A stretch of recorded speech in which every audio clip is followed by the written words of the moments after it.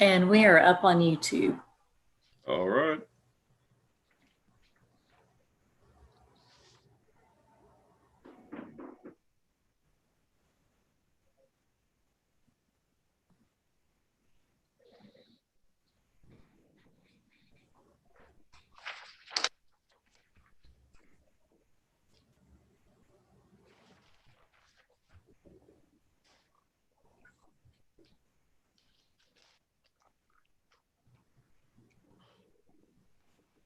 All right, good afternoon, everybody. How y'all doing?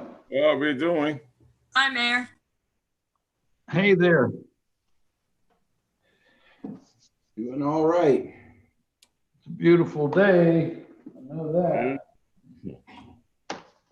Just look for a couple things here. Everybody, how y'all doing?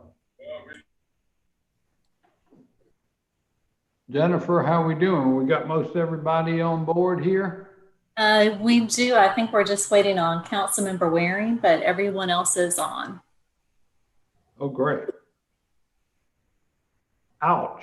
South Carolina confirms more than 4,000 corona deaths. I guess we passed that number today. Yep. More than 20 new ones were reported. Mayor, I spoke with Councilman Waring a little earlier. He may be a little late getting on. Okay, so we can go ahead and get started. I just thought we'd give him a minute. And I always like to look at our daily cases. Yes. As soon as they come out. I do too. Yeah. So numbers are inching back up, hospitalizations, deaths, everything continues to creep up. It's climbing. Yeah. Not good. Want to admonish everyone to stay safe and healthy over the holidays. Before thanks, Mayor. Think before thanks. Yeah. Think about how you're gathering and where you're gathering and wearing your mask, all like that. We got to continue on for a few more months of this before we get to the end of this tunnel. All right, so thank you all for getting together even before a city council meeting this evening to further review our city budget. Again, my thanks to our city staff and particularly Amy and the folks over at Budget and Finance. They've really been working double time, triple time, overtime on this budget this year in such a challenging year, where it's been previously noted, we have such a shortfall in revenue on many fronts, on business licenses, on parking revenues, on hospitality fees of every kind. So that's really what got us here. But the one thing we talked about at our last workshop meeting and prior to bringing the budget before you, not today, but a week from today, we'll bring first reading of a budget to you officially, is to talk a little more about the expense side. I think Amy's going to review the overall picture at the end, but initially, per council's request, we'll focus on the liabilities and or expense side of our budget. And of course, we can have a discussion about all that.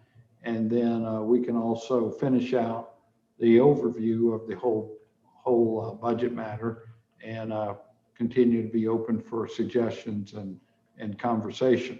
So without further ado, I will turn this over to Ms. Wharton, who will start with her presentation. Amy? Good afternoon, everyone. Can you hear me okay? Yeah. Okay. Yeah. I didn't open up my computer, so let me do that just in case. Is that better? That's better. Okay. Now everything is messed up. So. Is it sharing now? Yes. Okay. I got it. Okay. So, it's not working. Okay. Sorry. I'm just starting out with what our budget is currently. You know, we had gone over this last time. Includes 50% of loss, includes 3 mil increase, does not include a COLA, does not include a furlough, pay reduction for employees, and we're still utilizing 5.29 million in fund balance to balance the budget, and that's kind of what it looked like. So our budget challenges, you know, we had $14.6 million deficit, which we covered by the property tax increase and fund balance. I'm glad that my computer's doing crazy things. Sorry. And without that property tax increase, we would need to make additional cuts of 8.6 million. And a furlough or pay reduction that we had talked about would be $2.1 million.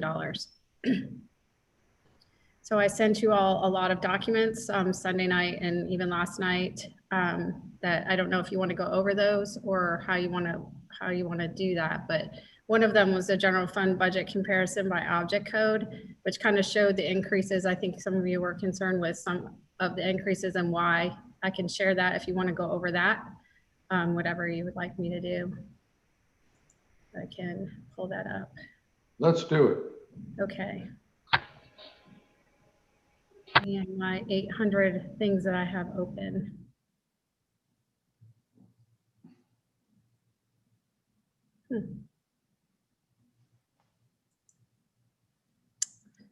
One second, that's not it. Let me stop sharing for 1 second.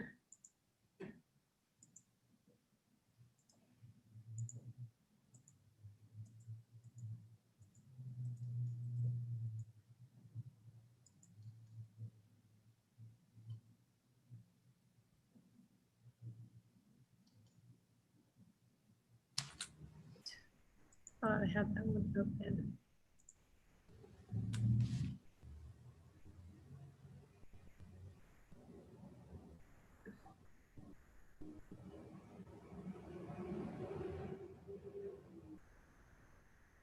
I'm sorry, I thought I had that one open, but I did not.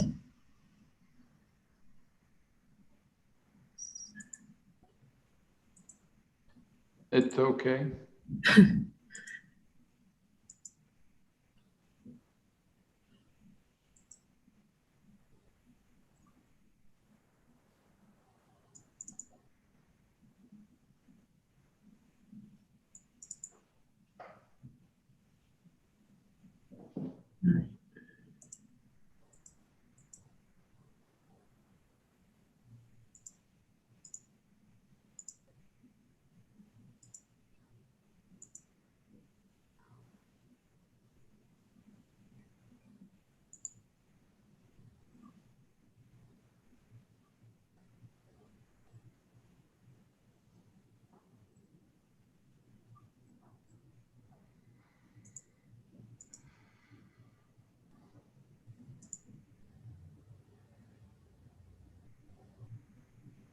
Okay, can you see that? We Yep. can. Okay, sorry about that. The one thing I didn't have open. So just the 2020 approved budget versus the 2021 draft budget, you had some concerns about some of the increases. And really, this was the explanation for those items. Do you have any specific questions about that?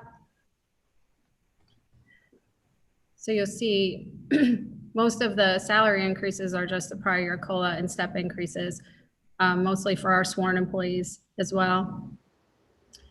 And then we had the provision for salary increases, which was a COLA last year and no COLA this year. So that's a reduction of $3 million. And then salary savings, we upped by $3.3 million as well.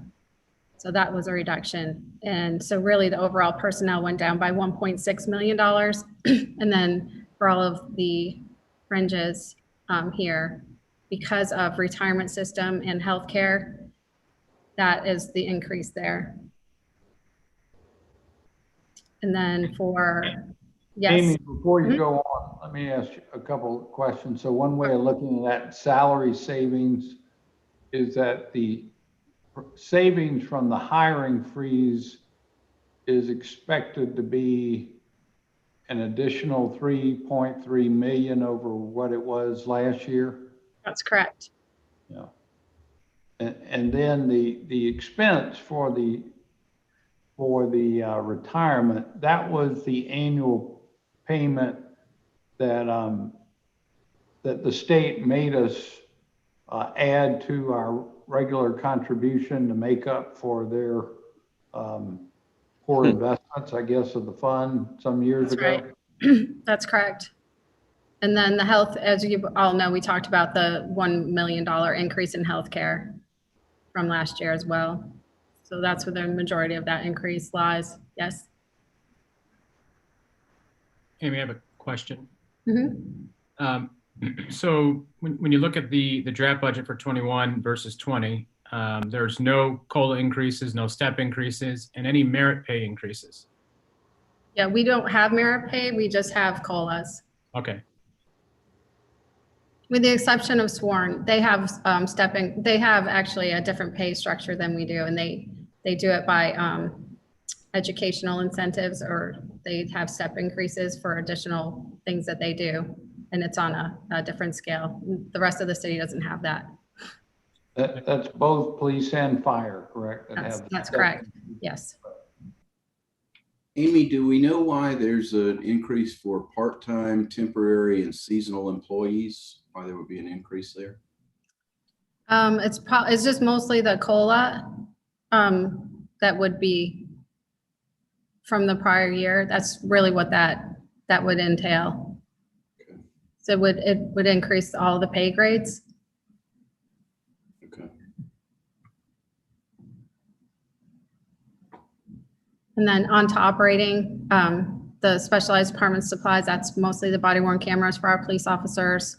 Some additional hazmat increases for their special team. Utilities, it's just utilities. I mean, I don't have a lot of control over that. And then professional and contractual services is all of those things that I identified there. If you have any specific questions. Insurance premiums increased, especially our tort.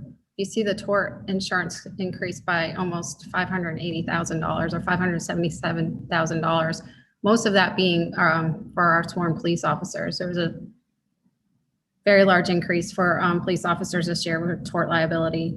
May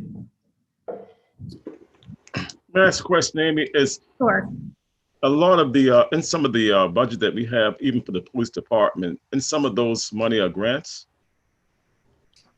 Was that included You in? mean the expenses for grants or the revenue? Because these are just all expenses. Okay, I talk about the revenue side, because some people think that all the money is just from the general fund, but some of them is grants, and I think people don't understand that sometimes.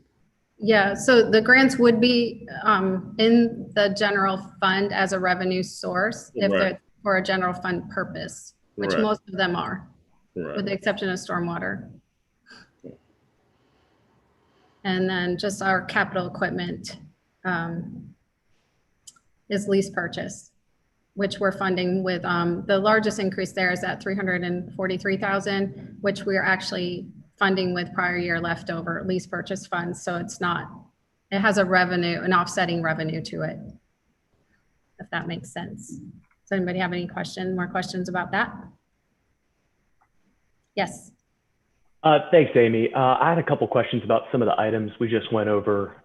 First, on the insurance premium increase, I'm assuming that's through the IRS. Is that correct? That's correct. Mm-hmm. Okay, so that's a state insurance reserve fund that is dictating premiums to the city of Charleston. Is that correct? That is correct. So the state of South Carolina is telling us we owe them $500,000. Is that correct? Yeah, all of these numbers here, yes. Okay. Just wanted to make sure everyone was on the same page on that. And as it relates to the court management system, $650,000, I have no doubt that we are in need of this to help move our docket better. But has there been any discussion about potentially, and this may be a better question for somebody closer into the department on this, but has there been any discussion about potentially pushing this item out a year and just saving us $650K as we're looking for some potential items to not necessarily cut, but potentially push off a little bit into the future?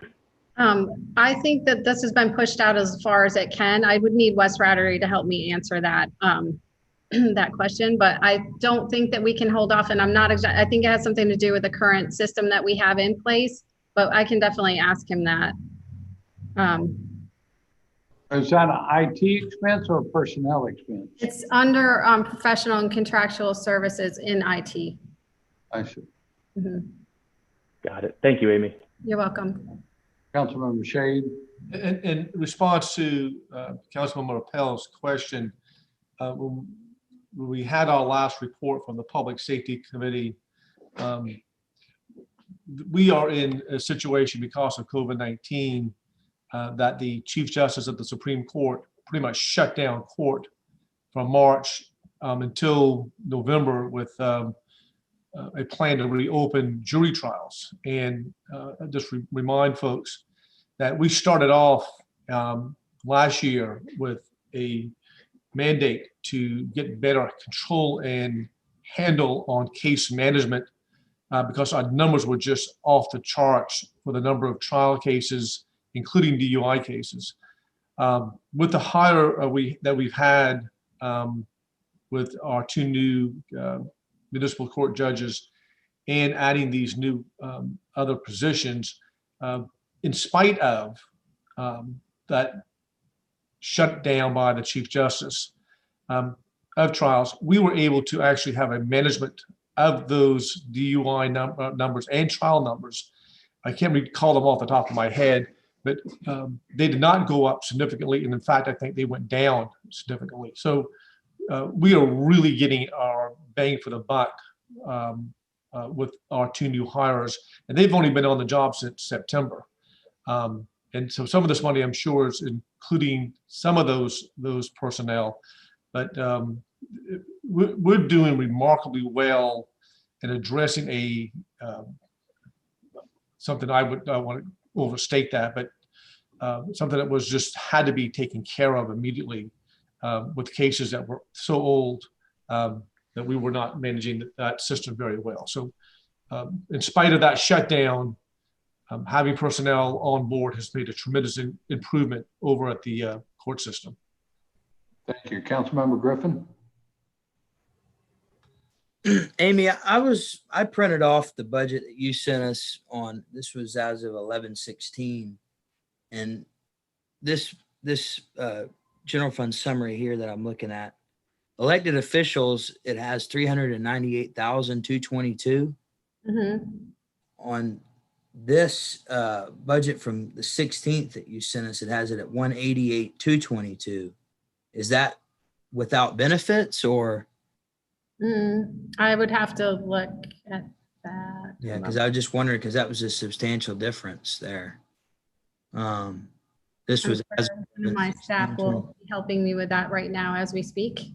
So I'll let me just find that out. We'll get right back to you on that one. Okay. And my other questions, I've got some questions about some specific departments, but also just in general. Number one, I noticed that we were, every department's got, a stipend for employee parking. Is there a possibility that we could do without that for a year? Because I believe that would save us a couple $100,000. Then we would be charging all the employees for parking. Well, if that were the choice between paying for parking or being furloughed for a couple of weeks, I think I'd probably pay for parking. I'm just throwing out theoreticals here. Theoretically, we could do that, right?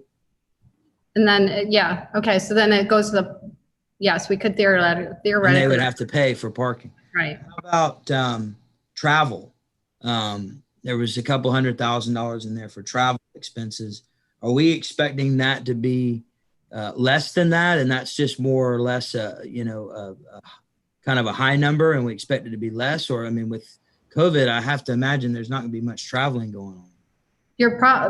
We did reduce travel, but most of that's for like police and fire and other, in like our legal office that has to have some sort of CPE. Like I'm a CPA, I have to have hours as well for CPE. So those are really the required And most of us do things online. It doesn't include traveling out anywhere. Oh, Like, okay. So I never travel. travel anywhere. I do everything webinars. So Very the travel and training includes the webinar stuff. That's correct. Okay. How about the professional services? Because a lot of these departments have a substantial amount of professional service contracts. Right. So I have some detail on that as well, Councilmember Griffin, if you want to wait just a little bit. I'll wait because I want to talk about that priority list too. So I'll just wait. Okay. And Councilmember Shealy, I should mention too, for the part-time employees, that's the Daniel Lyon Rec Center opening up as well. That would increase that number. Okay.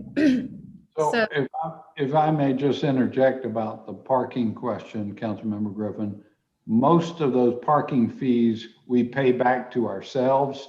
So if we weren't paying them, we wouldn't see the revenue on the enterprise fund side for parking. Admittedly, you could charge our employee to pay for parking, but if they're going to park at a meter or park in a space, we're going to see the money because they're going to be paying to park, right? Yeah, I'm just saying, the city made the commitment to ourselves for so many parking spaces. So most of those parking fees are paid back to the city for what it's worth. What I'm trying to say is that at this point, for me, nothing's off the table. I mean, if we're trying our best not to make sure that we don't have to furlough anybody, and I'm sticking to my guns. I don't want a tax increase. So I'm not asking you to put your guns up. I'm just making an observation that the parking fees get paid back to the city. Thank you. Councilmember Griffin, that number that you were looking at was specifically in the mayor's office, not citywide, that 100 whatever thousand. Okay. Oh, elected officials, that was just the mayor's salary. Yeah, you're not looking at citywide. I think you're just looking in the mayor's office. Okay. Thank you. You're welcome. Okay. I'm going to try to see if my screen did not change, did it? No. Let me go back to, okay. I'm going to be switching around a lot, so I apologize for that. So just going back over the, back to my PowerPoint presentation, I guess. If my computer would work, that would be helpful.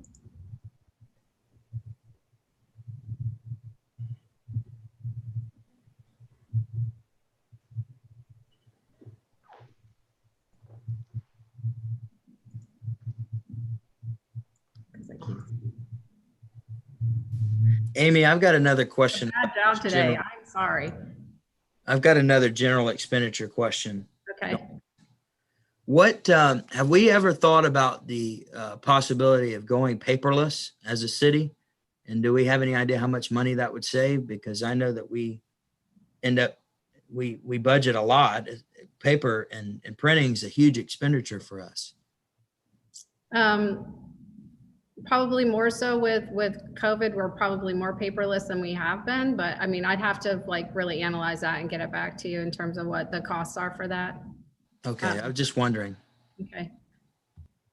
So the next, just going on, the next thing that I sent you was that operating capital budget by object code, which I can switch to as well. But that kind of gave you by each, it gave you the full budget, but then kind of broke out by category sort of in terms of if it was public safety, if it was a contract, things like that. So you knew exactly where you could cut, if you remember that. But just to kind of go over all of that, the percentage across the board cut applied equally doesn't always work. And let me just show you why I'm saying that, because I want to show you this other.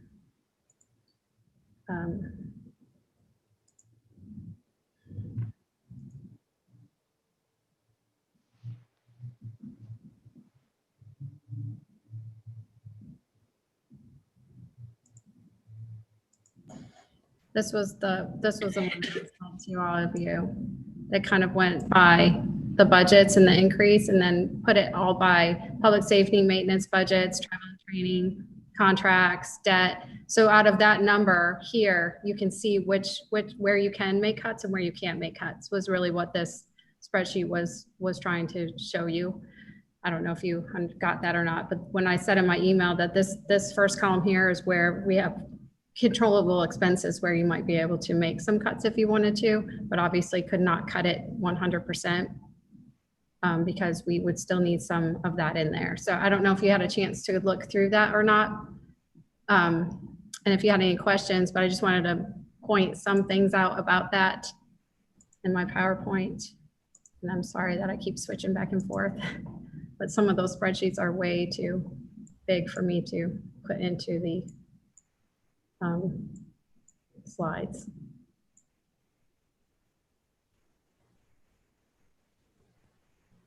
So just like I said, across the board, because if you have, that would have some undesirable consequences or some restrictions that are controlled by us, percentage cut to remaining controllable line items to achieve the same dollar amount of savings becomes much higher, which is what I was trying to show in that spreadsheet when you go across. Fuel, we've already reduced it by 25 cents a gallon. You have to watch what's going on in the world, basically, with the gas prices going up and down. And then if you wanted to further reduce it, then we might be required to park vehicles and things like that, which would have some impact to police, fire, and environmental services. Insurance, like I talked about, tort insurance went up so much this year by $500,000, mostly for sworn police officers, and it can't be, building insurance obviously can't be reduced without selling those properties. Utilities is another area where you really can't cut necessarily, because it's just a fact of life sort of expense. We would have to not heat pools, reduce hours at facilities, things like that to reduce that any further. Same with water. Telephone and mobile phones. They have been working hard to convert to the VoIP internet service, which is cheaper. So we are converting to that. And all of that also includes laptops and tablets used in field or remote location, and all the MDTs for police and fire, which you obviously can't cut. Contracts, leases, and MOUs. We'd really just need to look at those and see if there is anything that we can do to get out of those leases, sort of. Same with MOUs and contracts. Would we have to renegotiate, or could we terminate them without penalty? Travel and training, we can reduce, but not completely eliminate. Like I said, there's a lot of people that need to have travel or some training for their jobs, like police, fire, legal. Well, a lot of us have requirements for our licenses, which is a part of our job descriptions. Public safety. That column only includes mission direct budget items related directly to their emergency response mission. Reductions could affect their current readiness and ability to respond appropriately, and restricting purchase of items puts them at a higher risk of injury. Maintenance budgets too, we could cut some from maintenance, but then, have a deferred maintenance problem as it is right now. We'll just be exasperating that problem. We deferred it a lot during the first recession. So we've been trying to slowly build that back up so that we're taking better care of our buildings. And if we did that, it's just going to cost us more later to fix everything. And so, Councilmember Griffin, this is kind of professional and service contracts. So it's not just studies and things like that that are in there. It includes all the software licenses and maintenance agreements for HVAC and mechanical systems, security services for City Hall and Municipal Court, our fire and security alarm services, our annual external audit, which if you don't want to have that, that's fine. I'm kidding. I'm really just kidding on that one. We need it. Maintenance agreements,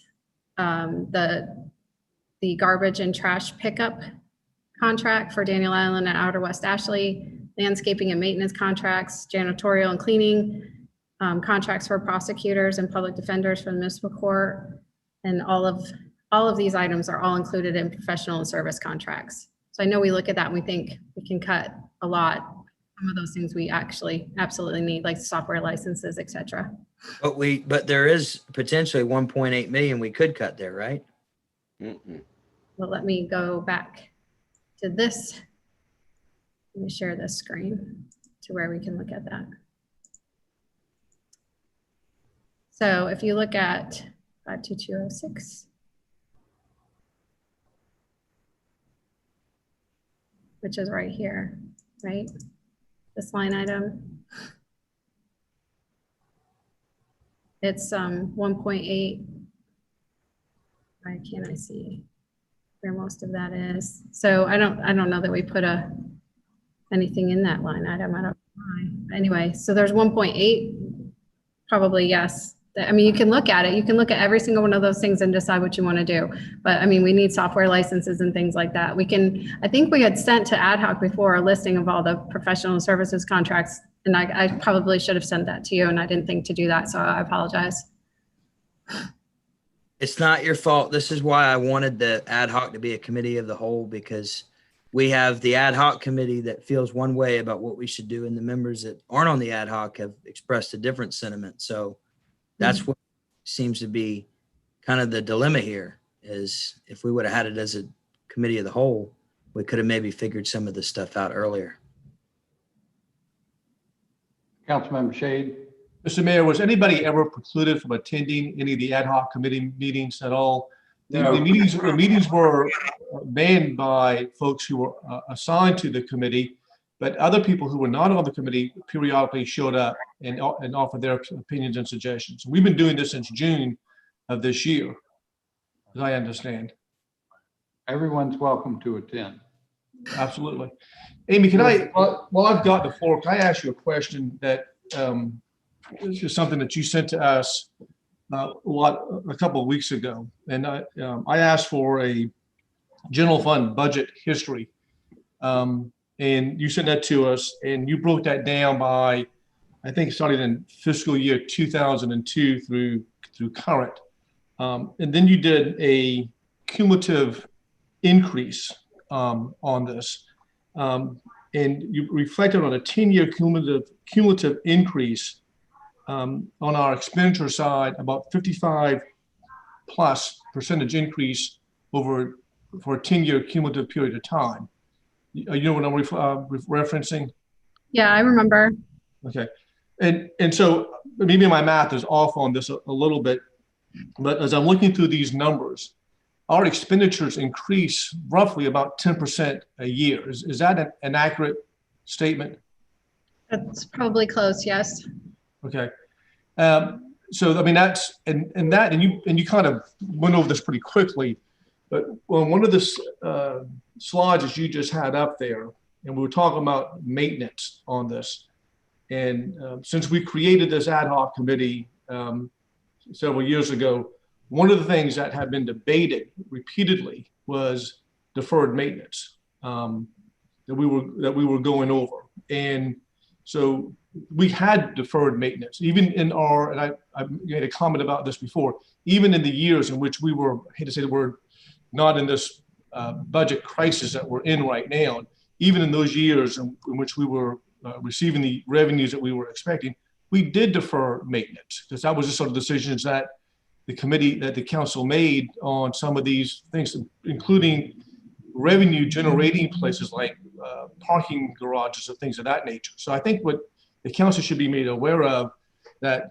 the maintenance has been deferred over as long as I can remember being on city council, deferred as a cost savings measure. And so deferring even now has been a little bit of a delicate situation to be addressing.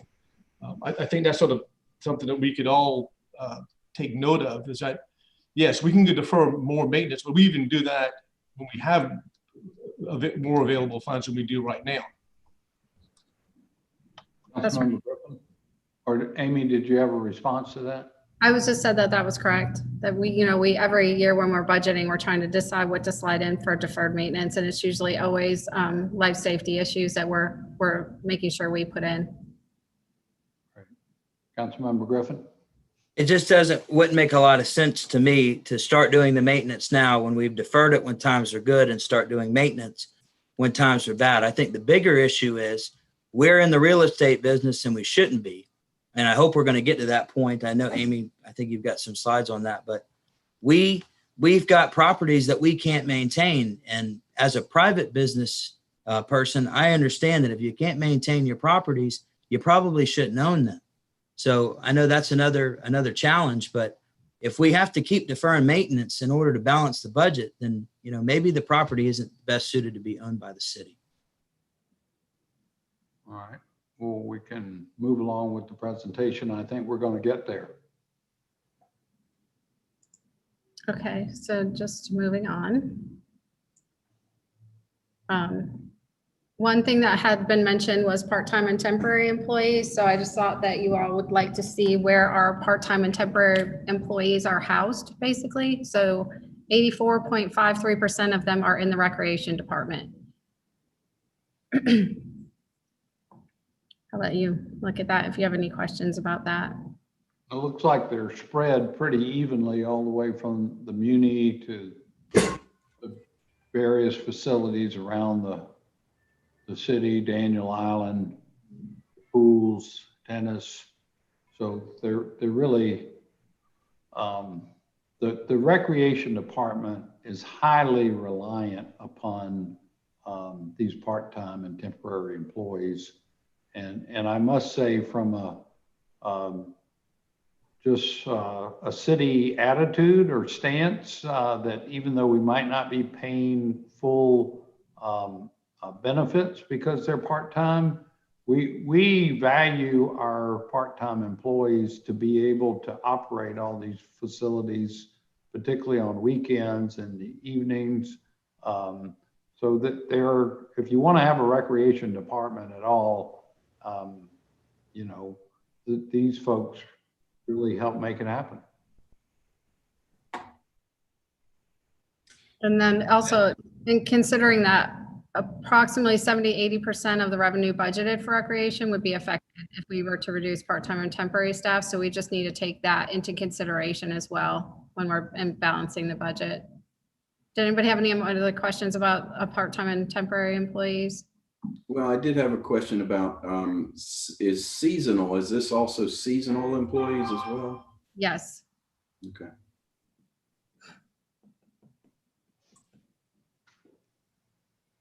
Okay. And then there was some questions about overtime as well. The majority of our overtime lies in our police and fire departments. As you can see, fire is at almost 1.9 and police is at 1. And actually, year to date, police are at 1.8 because obviously they had a rough summer. So they're well over budget for 2020.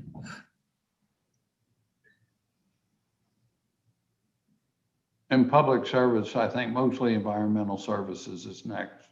That's correct. Amy? Yes. This general fund expenditures, the sheet that we were just kind of going through, general fund operating and capital budget by object code. Does that also include the $3 million that the priorities, or does not? Yes, it includes it does include the 3 million. Okay, so that's not a separate, that would be included. No, I just was giving that to you as additional information of what we added into the budget this year. 10-4, thank you. You're welcome. Any questions about overtime? Okay, so then we get into sale of assets. So one of the things I mentioned when I sent the spreadsheet is that we have some challenges to selling our properties because of grant restrictions, deed restrictions, right-of-way easements. They're tied to lease agreements and development, tied to legal settlements, or the revenue generating parking garages, or our own city departments are using them. And then also just to keep in mind that if we wanted to do that, we can't actually use it for the 2021 budget because we can't budget for a potential sale. We don't even know if we would be able to sell that property. So you can't really use that as a way to balance the budget. If we were in some type of, like we were in 2020, where we're having, a revenue problem, then you would use that as a last resort tactic to make up for the revenues that you aren't collecting. And keep in mind too, with the way the property taxes work, any property tax revenue from that sale would probably delay a year. And then we don't have, Councilmember Griffin, I mentioned this the last time, we don't have current appraisals. So we would have to get those appraisals before anything was sold. And there's about $1,500 just to let you know that. And I will share that spreadsheet that I sent to all of you. So let me Amy, add at this point, council, that if we were to sell something in 2021, we could recognize that income after the sale is completed and make an adjustment or an amendment to our budget. As you know, in 2020, we amended our budget based upon a lot of things happening. So we have been looking to see if we have any excess properties, and Councilmember Waring, if you don't mind sharing what it was really your idea. We're partnering with Charleston Water Service to sell a property that we have an interest in that could bring us some money next year. But once again, as Amy just explained, we'd have to recognize that income when the sale occurs. Councilmember Waring? Yes, sir. The mayor and I, as we promised, spoke with the top team at CWS about the amount we had been getting from them. It was fixed from 1996 up until 2020. It hadn't kept pace with inflation.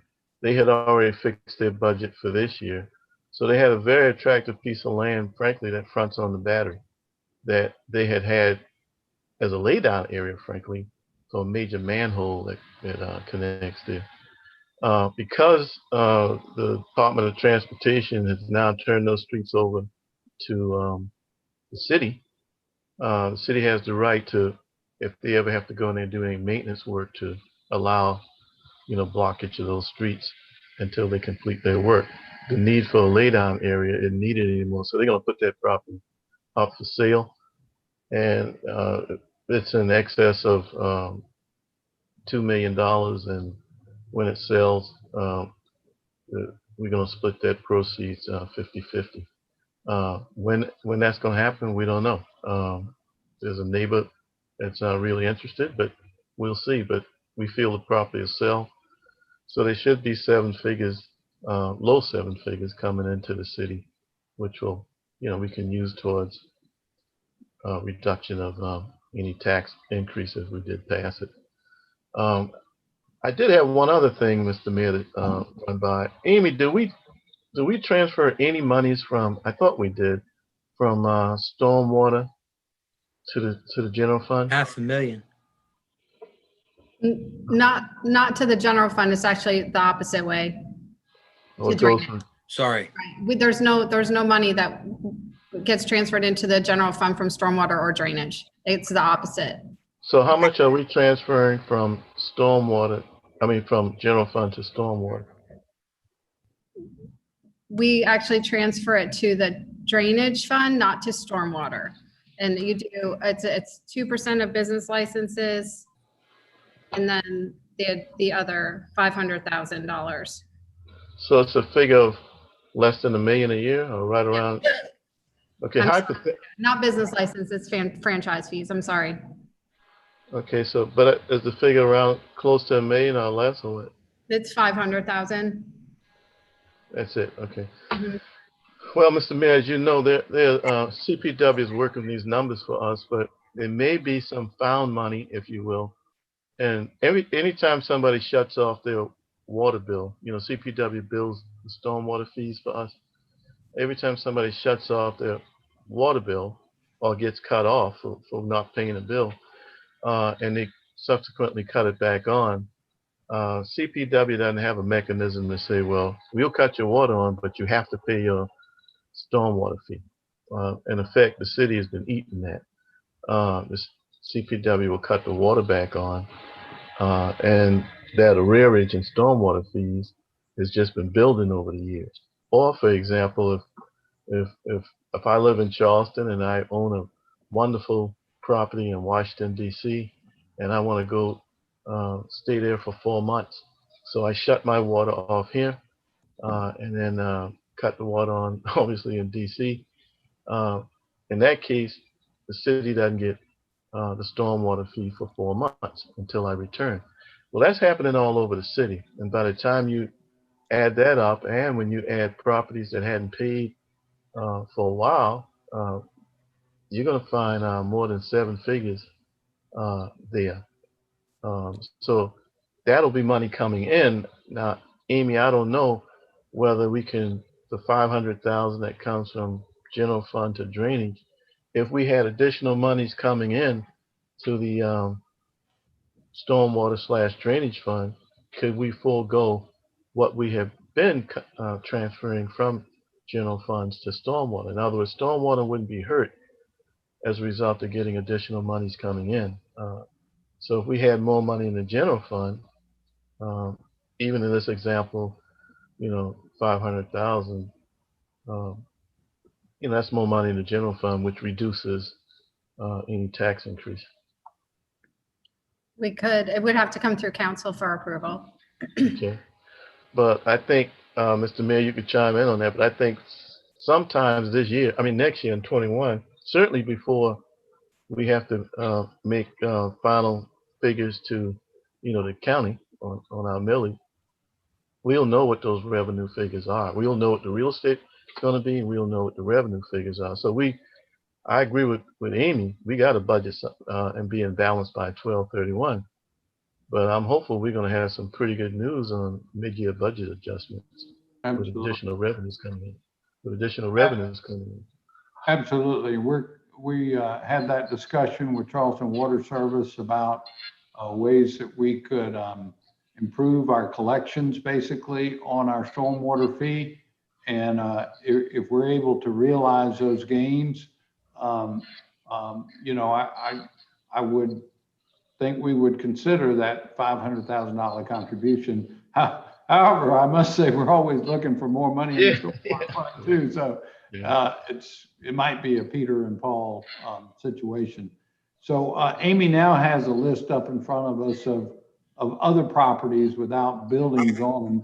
And she had a small group here at the top that had been deemed as being sellable. Maybe they had no other restriction.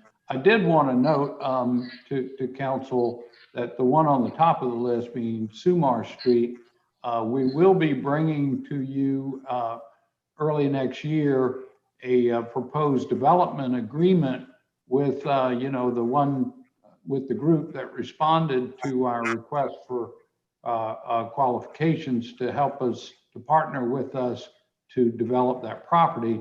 And part of that arrangement would in fact be for the developer to buy, I think, 2/3 of the property from us, and that we would maintain 1/3 of the property for a public building that would be built there as part of the development. So we would gain probably, we hadn't agreed on a number yet, but approximately 2/3 of that value for Sumar Street. But again, that will have to be approved by council, and the sale will have to be completed before we could recognize that gain. Hey, Mr. Mayor, this is Council members Seekings and then Gregory. Thank you, Mr. Mayor. Just a couple of quick points. I'm not going to be too long on this. On the sale of the properties, I get that. And with all due respect to Councilmember Griffin, this is not something that's new that we've just started talking about. We've had a lot of conversations about this and what benefit we can get from selling properties that we don't necessarily use, and we lose some opportunities. The 3 opportunities we lose for buildings that are sitting out there dormant are the sale proceeds, our need to maintain them goes away, and third is they get on the tax rolls. And I think one of the things that we've not done and we need to do going forward is we need to have a long-term plan for all of these properties. And if there are some that can and should be sold, we need to start implementing that process now so we can get the benefit in 2021 or 2022 or 2023. The conversation we're having today and that we've been having for the last 6 months is going to continue. We're going to continue to see revenue shortfalls on the parking side of things and on the hospitality and accommodation side of things well into 2022, if not 2023. And they're going to continue to put pressures on the general fund and this budget conversation for those years going forward. And we're going to continue to have these conversations about how we fund it. I mean, my understanding of how the budget process works with the ad hoc committee doing some fact gathering is that, Mr. Mayor, you put forward a budget and then we as a council vote to fund it or to not fund it. And, you know, this year and in a few hours, one of the questions we're going to be asked is whether or not to roll back the local option sales tax. That's a funding question based on revenues and expenses that are being put forward. And so I think, you know, this is a conversation we need to continually have, not just for budget period 2021, but for 2022, 2023. And the sale of properties, one of the things Amy put up there is there's some of them that are restricted because of grants that we got and all that. We need to look through all of them. Like the Maritime Center is a perfect example. We bought a lot of that with grant money that does have some restrictions on transfer. And if there is a transfer, some of that grant money has to go back to the grantor. But again, if we took that off of our expense scrolls, and we have huge expenses over there, and put on the tax scrolls, even if we didn't realize a bunch of cash from the sale, it would be a net benefit to us long term.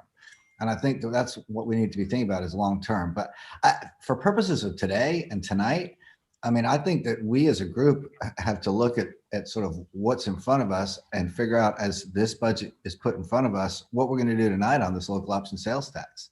I mean, I think really that's, is there a plan B? If the local option sales tax rollback is not approved, what are we going to do to make up what I understand for the local option sales rollback is $4.1 million.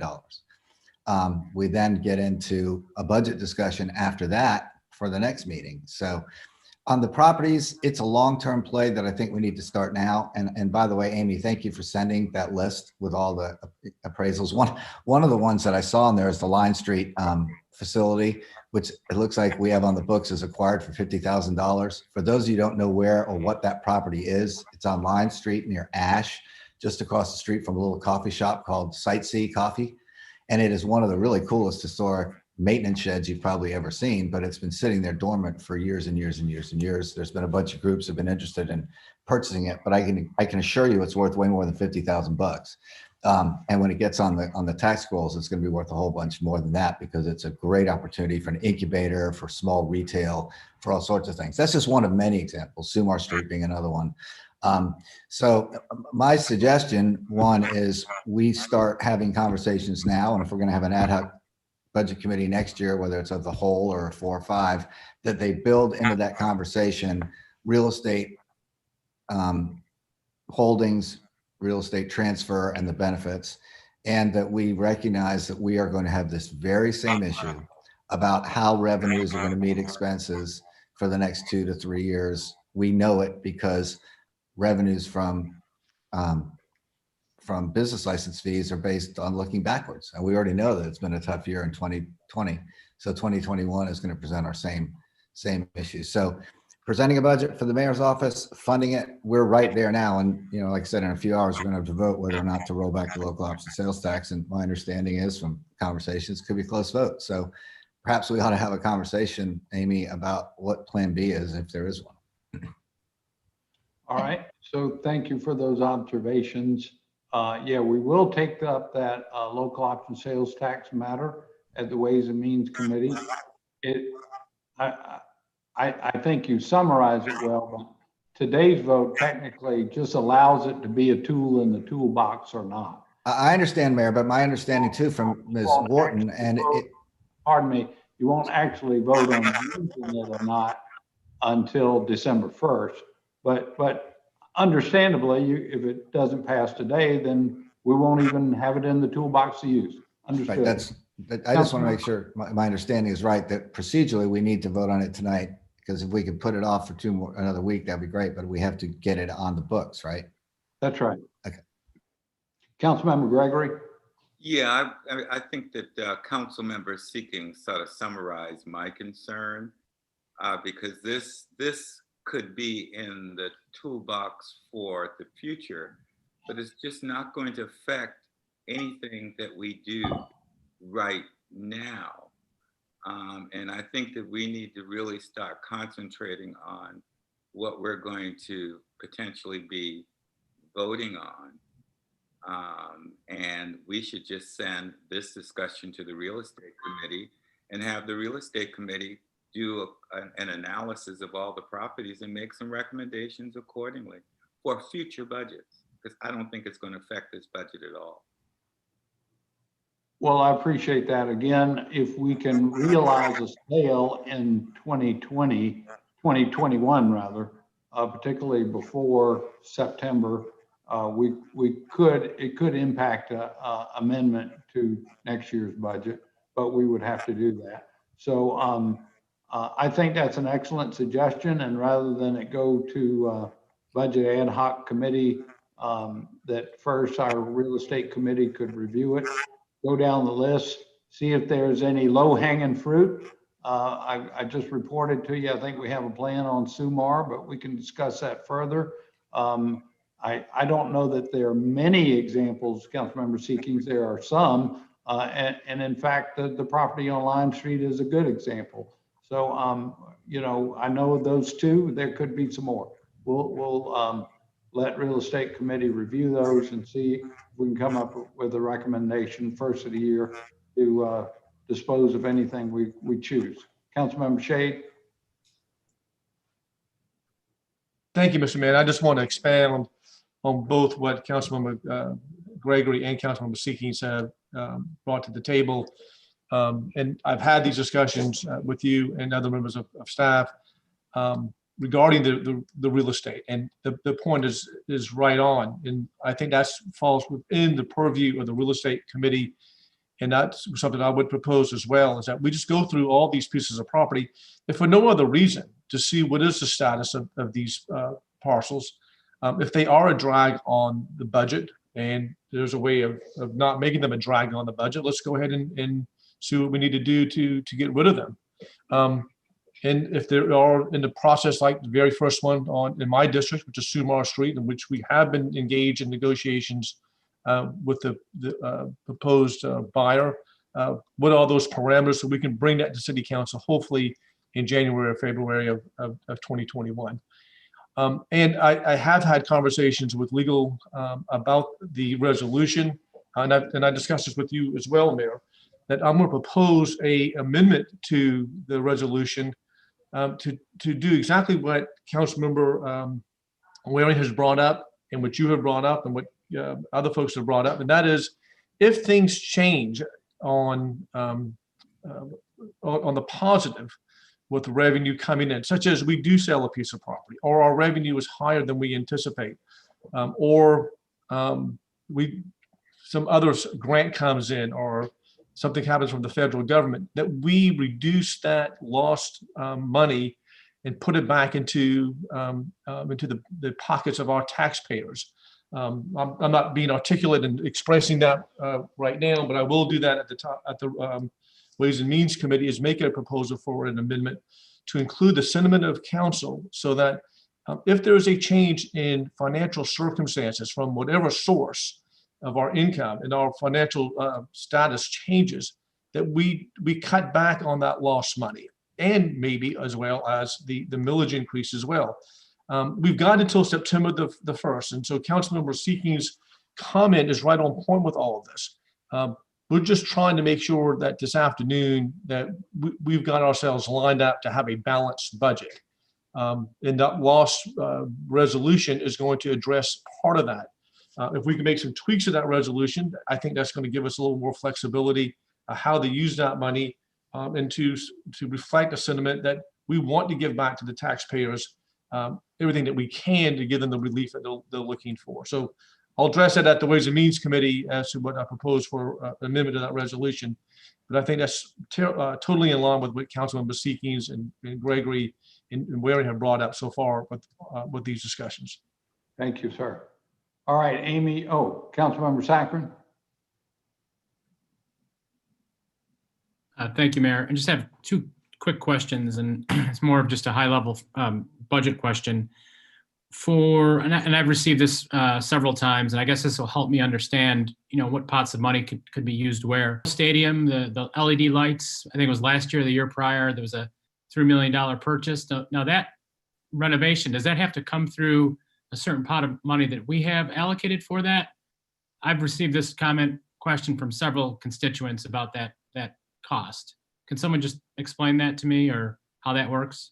Well, first of all, the $3 million mentioned for Volvo tenants, please correct me if I'm wrong, Amy, was not just for LED lights. It was for a wide number of longstanding repairs, including rebuilding the stairwells that had rusted out and some other things. I think the light replacement was a minimal portion of that.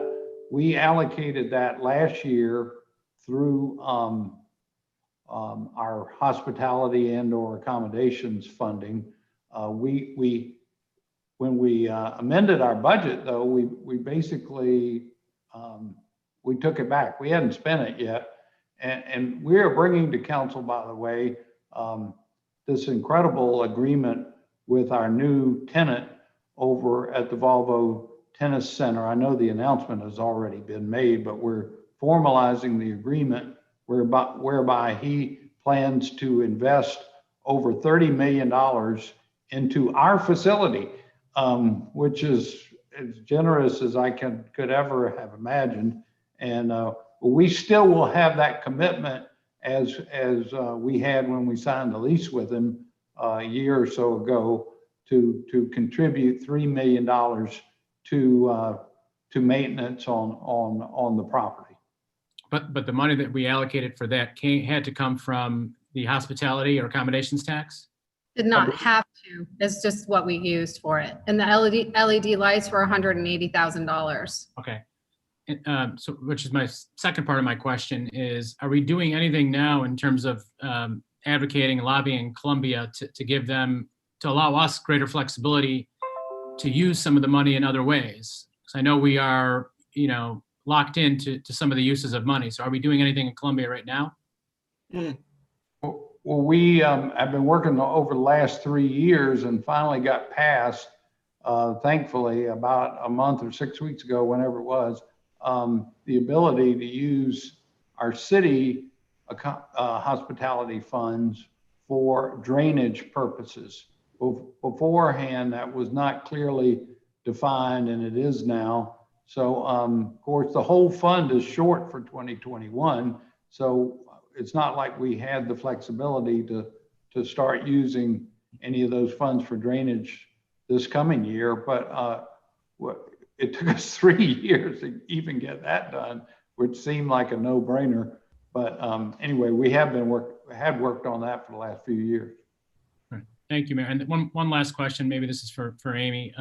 When we developed the budget for this year, it looks like we basically, very similar to the federal CR continuing resolution. We just looked at last year's budget and plugged in those numbers from last year's budget, or did we do like a zero-based budgeting where we basically started over and basically had departments make budget requests given the financial situation that we're in today? We did not start with zero-based budgeting. They have base budgets of things that we know that they typically need with every year. And then they asked for additional things, which was that $9 million.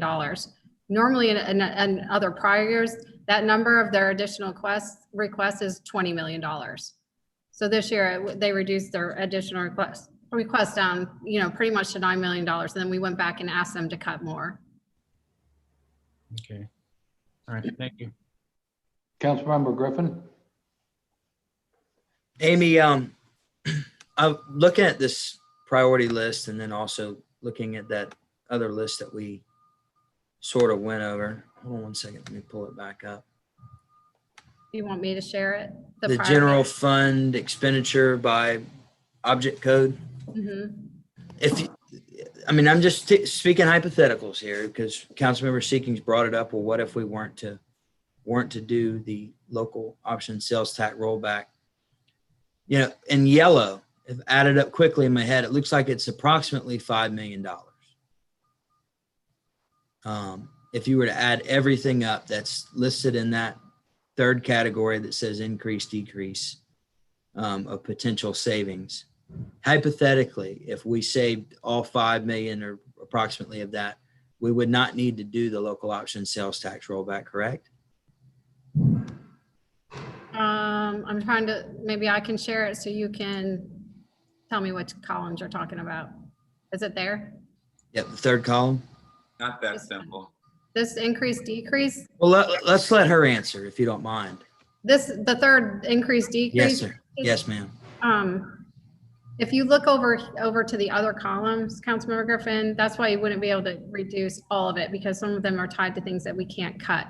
This column F, the 2021 draft remaining controllable expenses, that's the columns you're gonna look at to cut right there, which is, you scroll all the way down, $4 million. Okay, but that's roughly about the same as the local option sales tax. You're right. But there's, if you reduce these items to zero, like this specialized, departmental supplies, you'd have to actually go through each of those and make sure that that they're really. I understand. I'm just trying to come up with a hypothetical. Hypothetically, yes, you are correct. Thank you. Oh, Amy, I would ask you, I think the biggest number, if you go down that list again, is back to those contracts, that included Yeah. You had, I'm sorry, go ahead. was the 1.8 million in that column or not? The 1.8. No, Yeah. so we didn't break it out here. We would have to break that out further. We have it broken out separately that we could send to everybody so you could see exactly what they were. But like I said, some of them it's software licenses, it's that type of thing. So we'd have to kind of cull that out, just all of those things out that we don't want to get rid of and show you what that final number was. Right. Well, I was just. So it's really 13.9 million in total. That it's just an increase of 1.8. Some of that has to do with the new software packages and things like that we have in the budget. So I was just going to suggest if anybody's interested, send them the detailed list of that. And let me just state in general, y'all, that a lot of scrutiny, both on the departmental level and at the budget and finance level, has gone into this budget.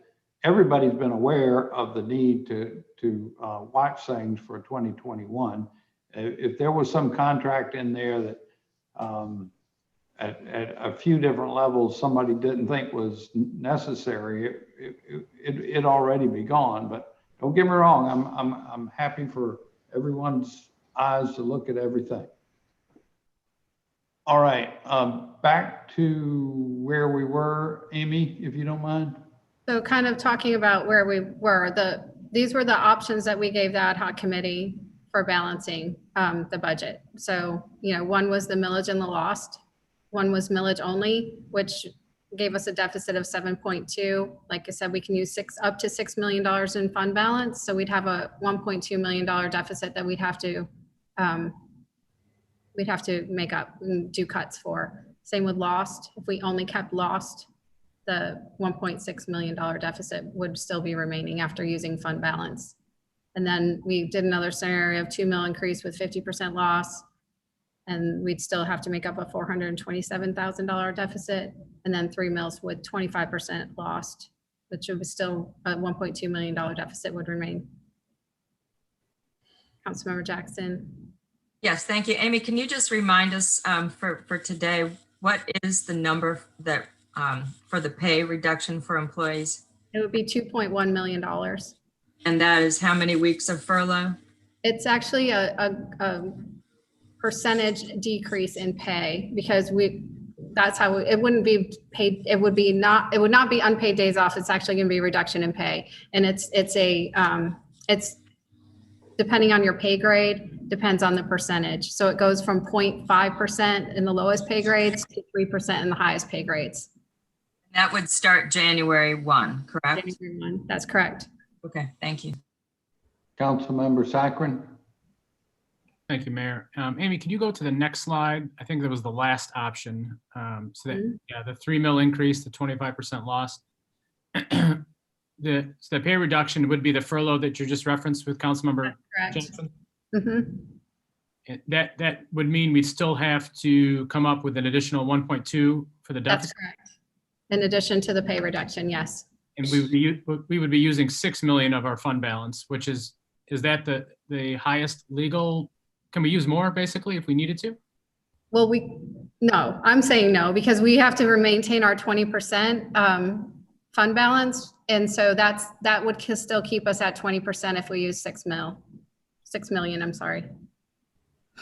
Tied to our bond rating, our bond credit rating. Right, and it's just good fiscal, financial responsibility and policy too, because we have weather events, we have all kinds of things. And even with this pandemic, at the end of 2019 in our audit, I made sure that we put more away because I knew we were in the middle of a pandemic and I wasn't sure. And that actually helped us a lot and also helped us with our rating when we went to the Moody's and S&P for the bond. So it's important for us to maintain that. I understand. And for each mill, what is roughly the revenue generated for each mill? It's about 1.6 million, 1.9 million, 1.6. It's increased. It's always been around 1.1. It went up a little bit this year. The 3 mills total produce, I think, 4.8 in revenue, if I'm not mistaken. Right. Thank you. Councilmember Waring. Thank you, Mr. Mayor. Amy, Yes. what's the prospects of us being able to add to our fund balance in 21? I know we're right on the cusp right now by, taking the 6 million out of it. We just have to see how we do at the end of 2020. And when we're going through our audit, we did a lot of cuts and we did a lot of things in 2020 to help us so that we weren't seeing, obviously we balanced our budget again. So if we do a little bit better than we had anticipated after we amended the budget, then we'll see a little bit of an to our reserves. And just to put some light on it, because fund balance is something most of us don't see. Where we are right now, what, 21 million or so, that provides how many days of operating costs to the city? It's about 4 months. Okay. All right, thank you. Amy, did you pull together that little history of the fund balance by chance? Fund balance history also in these slides, so you can see where we are with the fund balances as well. And then just to let you know, we had also discussed some programs cuts and deferring grounds and maintenance and tree maintenance that would have saved us $818,000. That was also another option that we had provided. And so our fund balance history is here. And I highlighted 2014 because that's when we increased our goal of our policy for 20% based on our talks with the rating agencies. And that's what they like to see for a coastal city to have in their reserves. And so that's when we started working towards getting that 20%. And as you can see, we've maintained it since. And then 2020 is what I was talking about in terms of me putting more away and just knowing we were in the middle of a pandemic. So we're at 23%. But that 48 million figure, is that after our amended 2020 budget or before? That would be before. Yeah, I should have put the amended in there. I'm sorry. I can get you those numbers. And then we budgeted fund balance in these years here, as you can see, but we never had to use it. So we have budgeted fund balance before just to help balance the budget, but we've not had to utilize it or use it. So just so you understand the budgeted use of fund balance, that's when we had budgeted fund balance. And you'll see too in the budget, sometimes it says fund balance for reserve because those are things that we're holding. That doesn't mean we're using fund balance. When it says fund balance, then we're actually budgeting to use fund balance. So Amy, remind us how much in the amended 2020 budget we took out of the 48. We only utilized 2 million when we amended the budget of fund balance. 2 million, and so now, just depending on which option we choose, we're proposing to use 5.2 up to 6 million out of that 48 as well, just to try to put we that added, it's actually more than that. It's like 50 or 51 million, Mayor, because we added to it, because I moved some from assigned to unassigned as well, and some of our, getting like postponing and canceling projects. So it's a little bit higher than that now. So our fund balance net of everything would be over 50 million. Then you take out the 2 million for the 2020 budget and the 6 million for the 2021 budget. We're still above the 20%. We're still okay. Yes. Okay, I get it. Mm. That's Thank you. Hey, Amy, I have a quick question while you've got that screen up. Sure. As I recall, 2012, that was one of those really lean years that we saw. That was coming off the back end of a budget where we furloughed too, right? And then that year, 1,105,000 of that 20 million, that was the last year of the really bad economic downturn. It was the last year. So you Right. see in 2009, that's when it really started there. Right. And That's those right. middle years, we had furloughs. Mhm. Okay.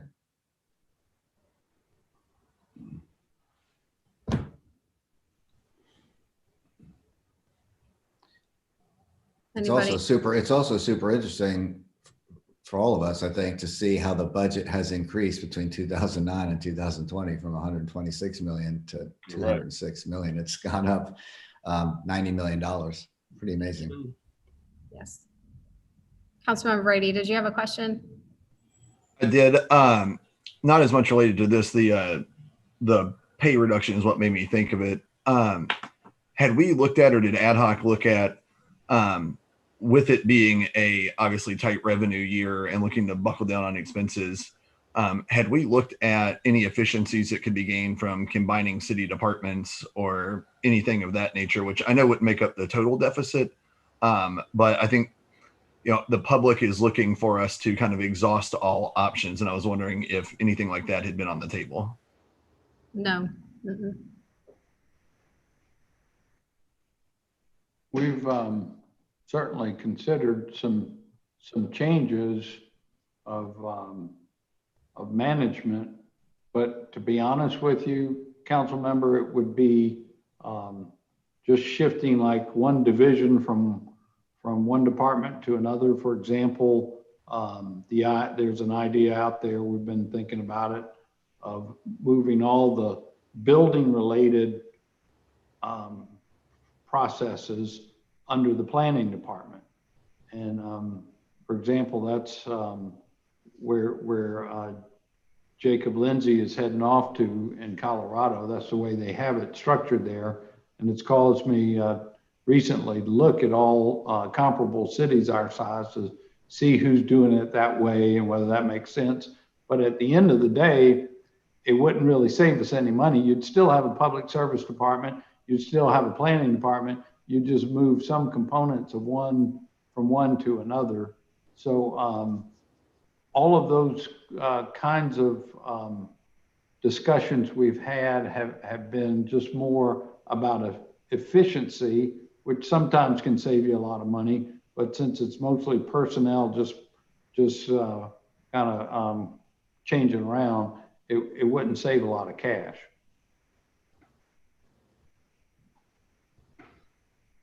And this is just a graph of the 11-year fund balance history. Kind of shows sometimes a visual is better than numbers. And then just from additional information with our revenue structure, you know, that we've grown significantly without a lot of millage increases to support it. And just to let you know how we budgeted, we went back to 1990. And in 1990, property tax revenue was 64.88% of the budget before loss was passed. And this year it's 52.78%. Last year it was 46.08%. Now, the city's been dependent on tourism revenues and our parking revenues, and obviously that's a lot of what our problem is this year, because depending on the economy, we can't always rely on those. And so percentage of revenues by source back to 1990, this is just a graph of this line here is property tax as a percentage of revenue. The purple is enterprise fund and the green is tourism revenue. As you can see in hard years, property taxes kind of go up and all of these go down. It's a little bit of a visual.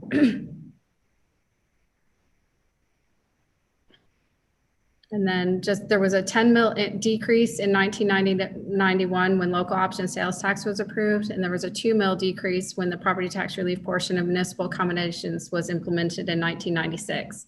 And then millage increases were avoided due to the hospitality fee implementation as well. So that's some of our issue is, our reliance on some of those other funds that are not obviously able to support the general fund now. And it will come in time where those will start to flatline and we won't see the increases that we're seeing in those revenues anyway, especially with the tourism revenues. I'm just providing a history of our millage increases. So the yellow is actual operating increases. You can see what we've done over time, and the the blue and the green are just reassessment years. So you can see our net millage in 90, it was 156. In 2021, it's 84.3. In Berkeley County, well, then you take into consideration the tax credit factor, and it's 71.8 and 77.9 for Berkeley County. So that's how the tax credit factor actually reduces the total millage. So, it's still providing a decrease in millage for our citizens in 2021. So Amy, this is Councilman Sackern. So when you look at this historically from 1990, millage has gone down substantially, correct? It has, yes. And then I know you weren't around in 1990, but what was the reason that the millage was that high in that time period? Well, so 91 was actually, as you can see, that's when I was talking about it decreased. That's when local option sales tax came into effect. But I think a lot of that had to do with us not having tourism and probably not having the parking revenue that we have today to help support the general fund. But in 96, you can see it consistently goes down as those tourism revenues started. Probably you would have seen a similar increase in percentage from business license fees relatively as well. It was also a lot less expensive to live here in 1990 than it is now. Sure was. So I know several of us we're from here, and it's pretty mind-blowing. And unfortunately, people's income has not increased at the rate at which the cost of living has increased. That's what we need to keep in mind. If entities like College of Charleston and MUSC are, laying off employees and furloughing employees and doing things they have to do because they can't go to citizens and just say, hey, you owe us more now. I still think this can take a harder look, and there are some definite decreases, and perhaps it's in personnel. And like I said, maybe it's for a year and we see if we can do without certain positions for a year or two, and then we come back to it. But my goodness, when you can't get a street swept or a tree trimmed and things like that, these are the conversations that we have to go and have. When I tell people, hey, watch how much your taxes are going to go up. And they're going, really, Marie? I'm excited when my garbage finally gets picked up. I think there's some definite reevaluating that needs to be done, and some very hard lines need to be drawn, and it's tough decisions, and nobody likes to make these decisions, but that's reality. Our citizens have suffered and are walking around wondering, most of them, how to keep the light on and how to, even manage a job with kids not being in school. It's our responsibility. So are you suggesting staff cuts? I think there are definite staff cuts that can be made that don't affect those public safety and essential services. Any suggestions? Well, I don't want to call out on YouTube. It's time to start calling out. I think so. It's time. I think there's now. Departments. We've got to be specific. How will you deliver them to us, Councilwoman? We do need to hear your specific suggestions. We're all very interested in that. All right.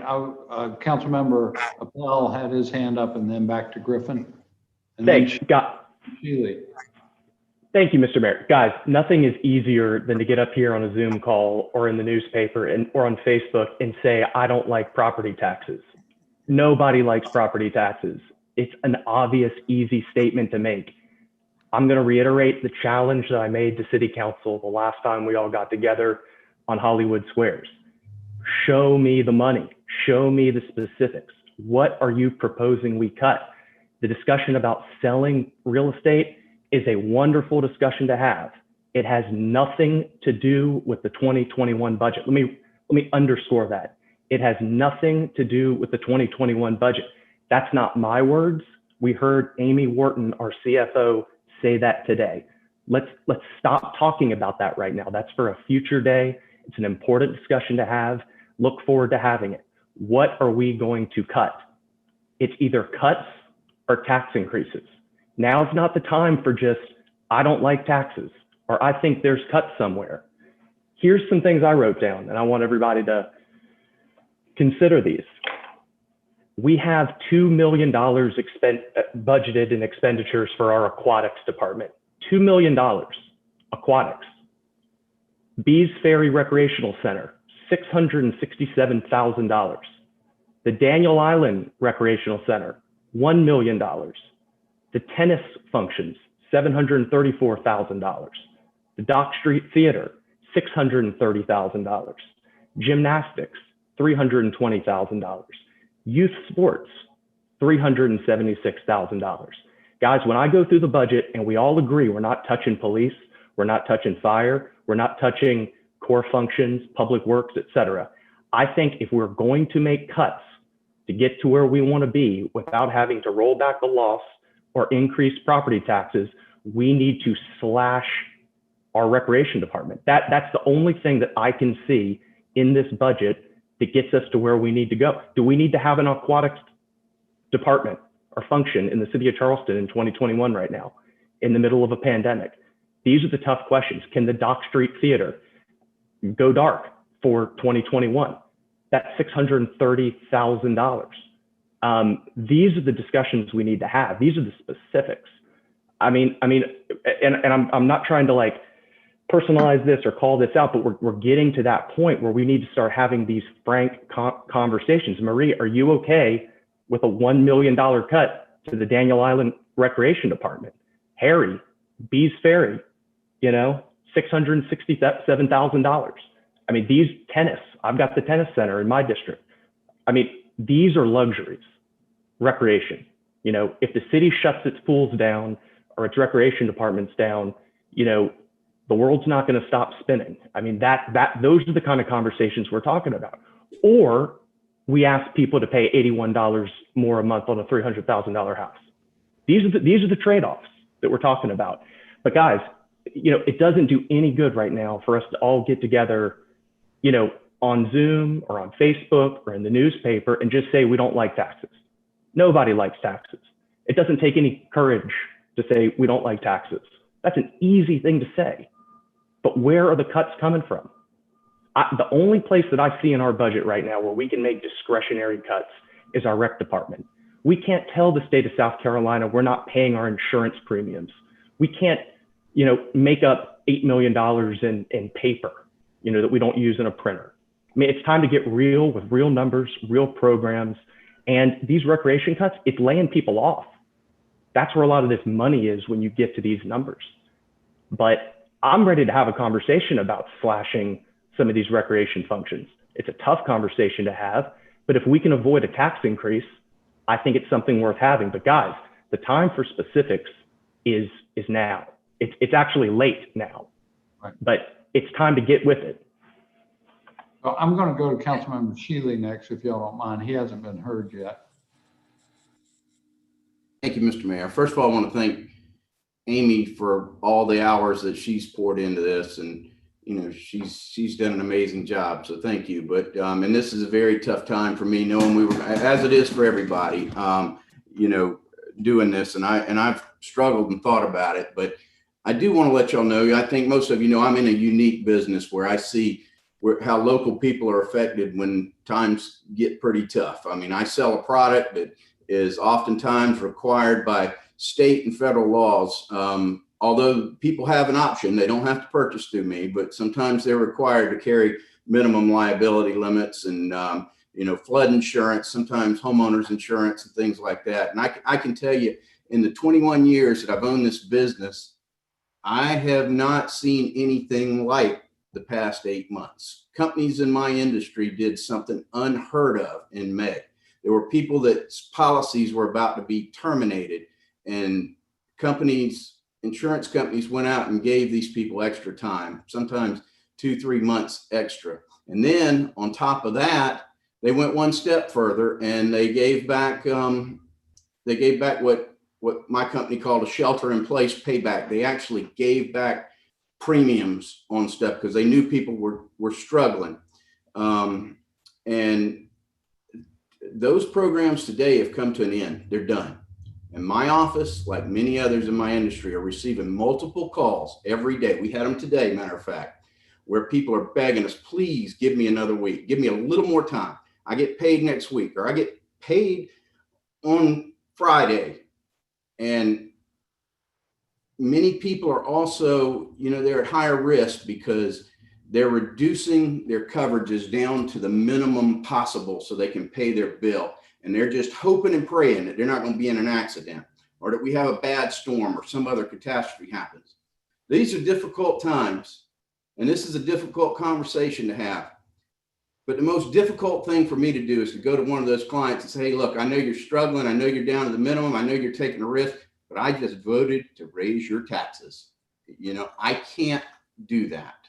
It is absolutely beyond me to be able to do that, to say that I, added to the millage or rolled back something that's going to cause their taxes to increase and to cause them a bigger situation. We were talking about solutions. I've got some ideas. I asked the question yesterday, did we receive anything when our tennis stadium was named the Volvo Car Stadium? And my understanding is there was no benefit to our city for that naming right whatsoever. But it got me thinking a little bit, are there other venues where we could produce revenue through naming rights? And I just wrote down a couple of things. what if we had the Scout Boats Maritime Center? What if we had the Gildan Performance Hall at the Gill Yard? The MUSC Health Field at Joe Riley Park, the Cummings South Carolina Aquarium, Citibank Charleston Tennis Center. This may be going too far, but the Starbucks Stadium at Stony Field, Great Clip Courts at Bees Landing, Charlestown Associate Fields at West Ashley Park. What if we could bring in some sponsorships like that to help make up our deficit? And speaking of sponsorships, I guess this may be a question if Lori's on the line. What percentage of our recreation teams right now are actually sponsored? Do we have 100% of all the sponsorships that we have available? Are we getting every possible dollar? And who's in charge? Is there somebody within recreation and any other departments where we get sponsorships? Is there somebody that's responsible for making sure we've got every possible? And is there any minimum? Is there any requirement to anybody's position to say, we need to get these sponsorships because we've got to have money coming in to run our program? Councilmember Shealy, it's Lori. Can you hear me? Yep. Thank you, Lori. I am on the line. We're even in this tough year, we're at 90% of our 100% sponsorships for our youth sports. As you know, having been in youth sports for a long time, those are made up of $250 mom and pop businesses that want their names on the back of T-ball shirts. Those go all the way up to our amazing partnership with Harris Teeter and with Roper St. Francis Hospitals. So we've brought in about $120,000 this year, and that's with no staff devoted to it. That's athletics out there hustling to get and create relationships and bring in sponsorships. So we've got field signs on our youth fields. We've got shirts that are sponsored, and we've got in some of we got a couple of printed things we do where we do some page offerings, but that's it. But we use that $120,000, and that's how most of our kids that play from our inner city areas, that's how we buy football equipment. That's how we purchase shorts for them to have basketball uniforms. I mean, that's how we make it meet when we charge a city resident $30 to participate in a 10-week youth sports program. And it's got a lot of other costs to it. So we have proudly kept our fees low and affordable for families so that all of our families and kids that are hurting right now in our community can participate.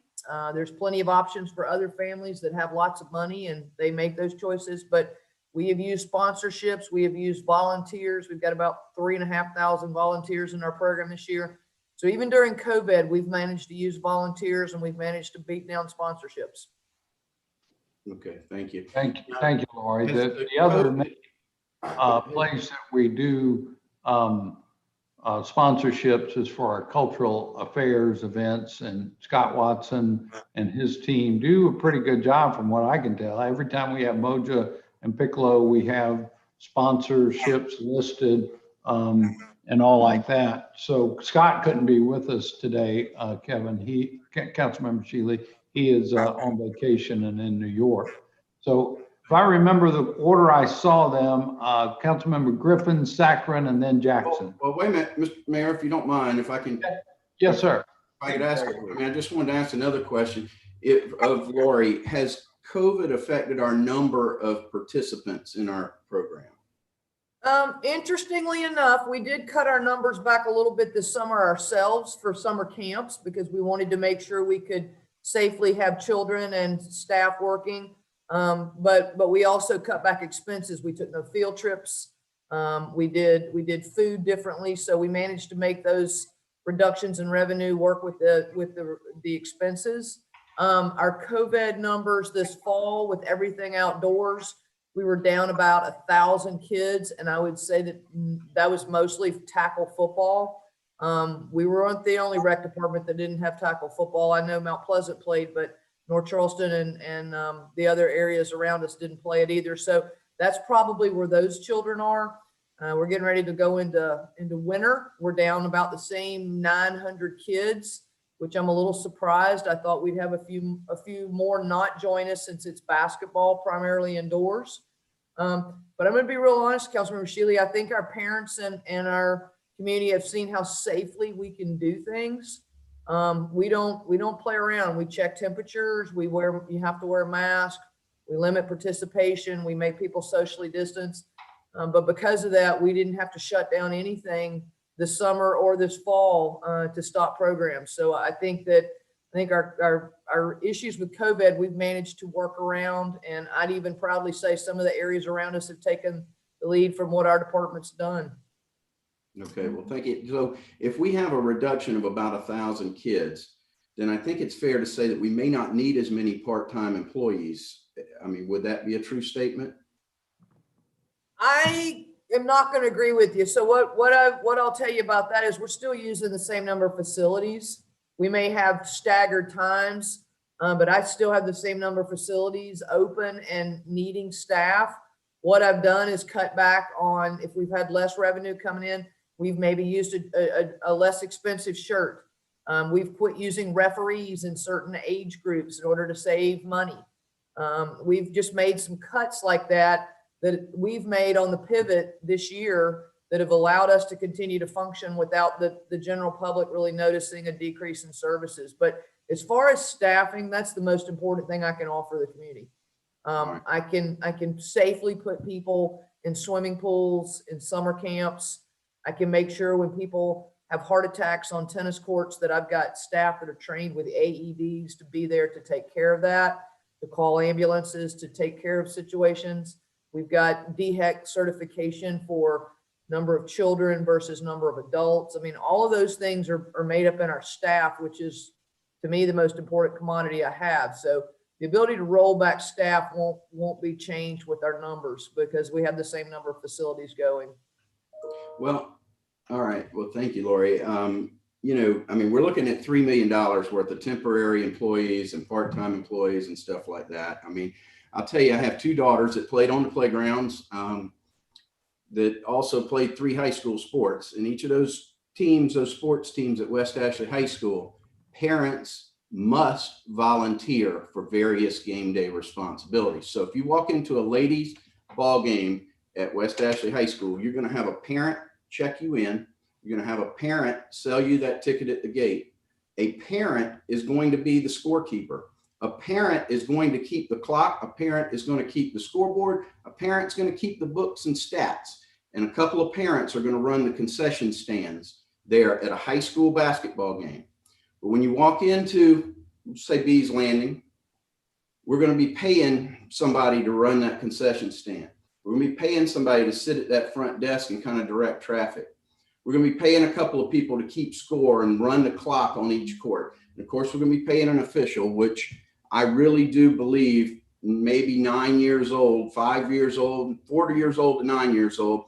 I believe that a parent could volunteer and be an official. Now, when you get to 10 years old and older, it's a different ballgame. But I also think that most parents would understand that if we're in a bad budget year, that they'll help out, just like the high school parents. Nobody even asks a question. I mean, parents are told at those high school games, you're going to help participate or your child will not be playing.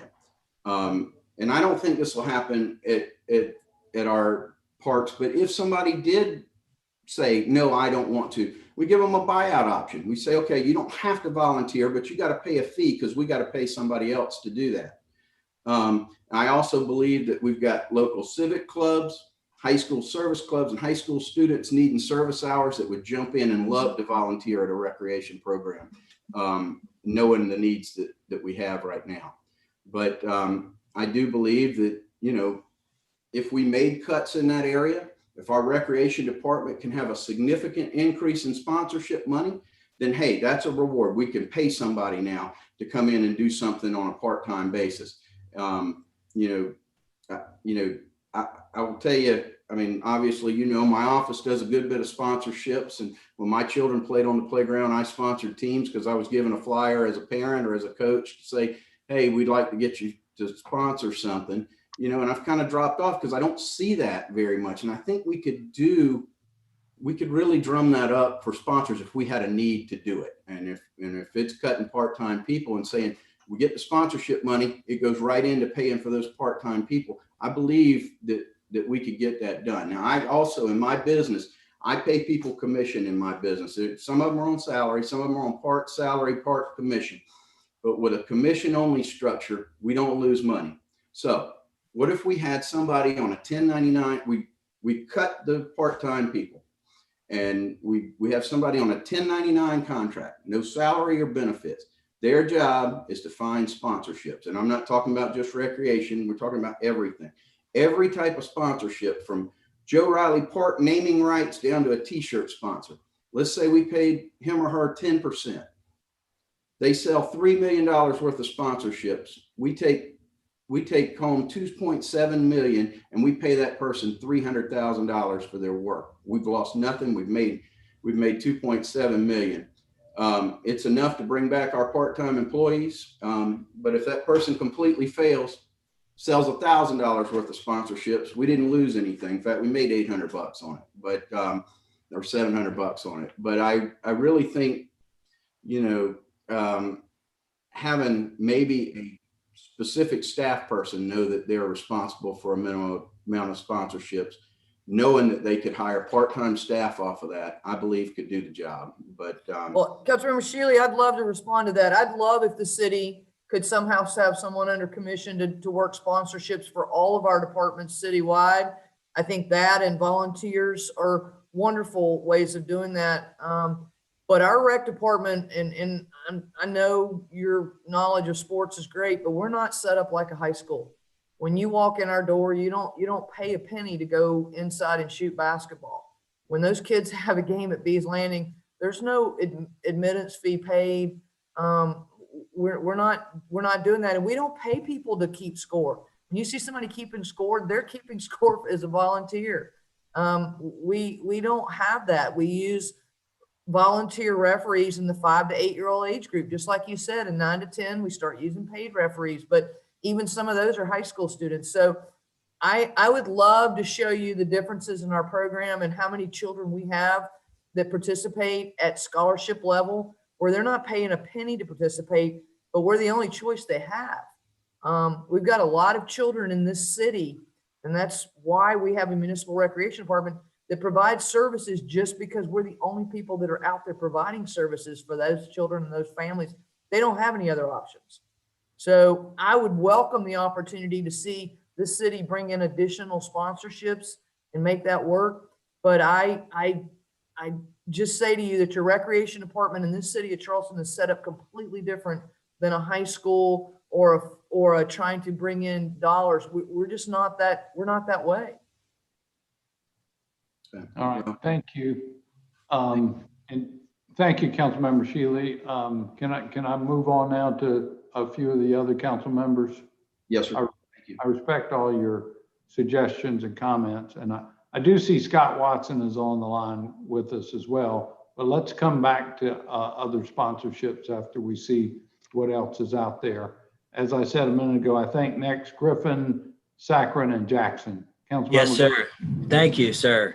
And I just want to give a quick history lesson because Councilmember Del Chapo, I don't think there's anything wrong with what you did a few minutes ago. You didn't want to name departments specifically, and you got called out by one of your fellow council members who's only been on council for about 2 minutes. So he doesn't understand that last year when we went to talk about specific departments, we had to be rushed into an executive session because we weren't allowed to talk about personnel matters. So that was very, very respectful of you, Councilmember Del Chapo. But now that the gloves are off, the gloves are off. I think we ought to be looking at the mayor's office. Let me give you an example. In 2016, the mayor's office, the total expenditure was $803,232. That was when the transition happened between Mayor Riley and Mayor Tecklenburg. Believe it or not, in 2021, the number is 1.4 million. That's a 43% increase over the last 5 years. That's a substantial amount of money. That's a bigger increase than any other department that we have. So no, Councilmember Appel, I'm not willing to cut and slash our recreation department, but what I am willing to do is I'm willing to take the 0.5 to 3% decrease in salary across the board, and I'm willing to make it 3% to 6%. Because here's the thing, everybody has suffered, whether you're in the private sector or the public sector, everybody has suffered, including us that are on city council. I'm willing to take it one step further. A few months back, I reached out to Kay Cross and asked how I could donate my salary for next year. And she explained to me the process. Now, you're a big time attorney, Mr. Appel. Are you willing to donate your salary for next year? Done. Good. Maybe those are the kind of things we have to do. It might not be a lot of money, but if we all contribute a little bit more, I'm not saying everybody has to, because some people don't get to work 2 jobs like we do. But I think, Mr. Mayor, I'm still waiting to hear what sort of pay cut you're willing to take. Well, thank you. I'm willing to accept whatever pay cut council approves for our employees, and I'll lead the way if that's the case. I'd like to see what a 3 to 6% decrease in pay for next year for all salaried employees would look like instead of 0.5 to 3, because every municipality around us has done a similar pay cut. So I don't believe that our personnel would be looking to leave. If that were the case, I think they would understand how tough times are. And frankly, sir, we should have done it months ago. Well, I respectfully disagree, but I'll go on now to Councilmember Saccharin.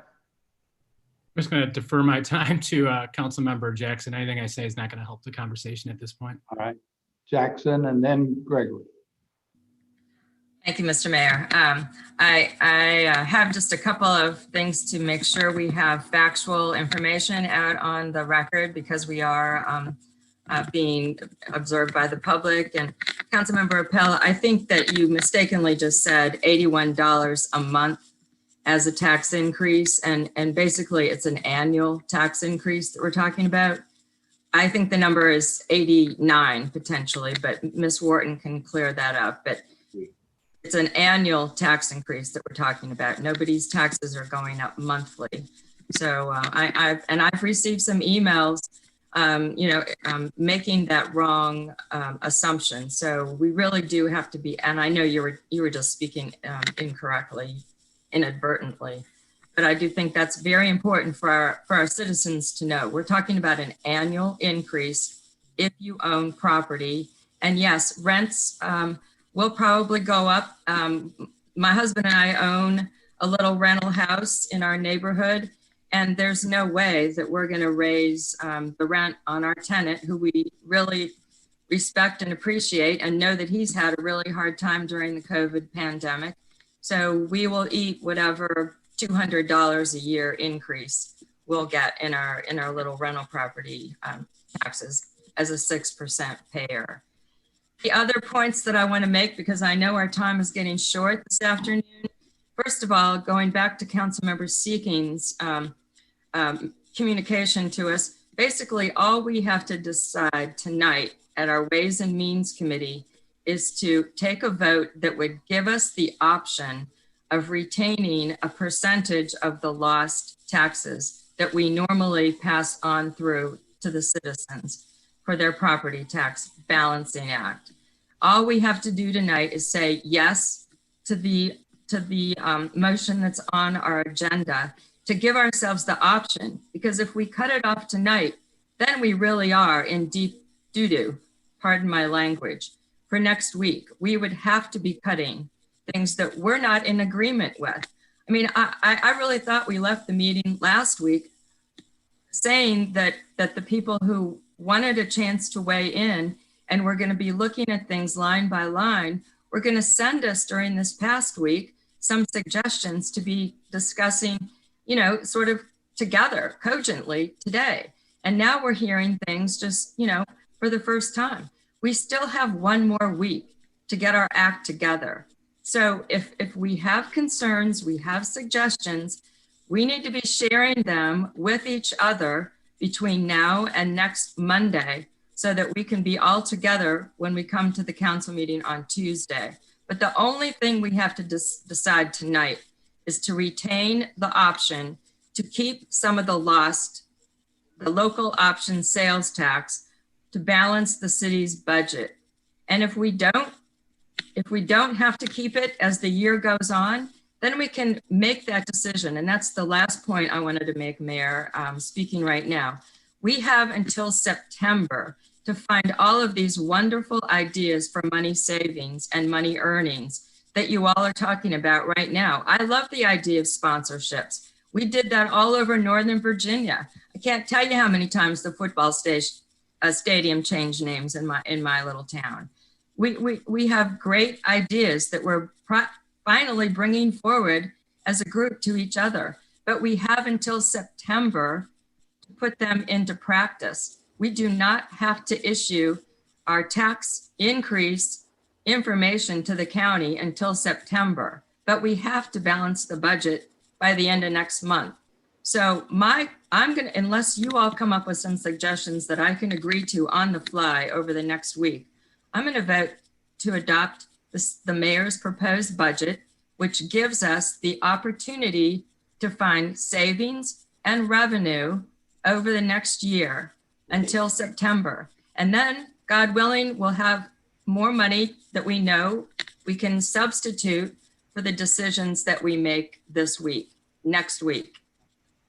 So that's my appeal, is that we keep our options open. I think intelligent people do that. I know we're all smart. I think we need to just give ourselves that opportunity, keep our options open, and come back next week, having circulated a bunch of detailed suggestions that you really would like to put into the budget as we vote it on Tuesday. Thank you very much. Thank you, Councilmember Jackson. And I'll add, I mean, I spoke to Councilmember Shealy yesterday about the sponsorship idea, and we looked around already and found that Greenville, the city of Greenville, has a policy about accepting sponsorships and how they value them. And they're admittedly a lot more proactive about it than we are. I didn't find out yet exactly how much income they garner from it, but it's certainly a more organized effort than we have in the city of Charleston. It's a great idea. We can hopefully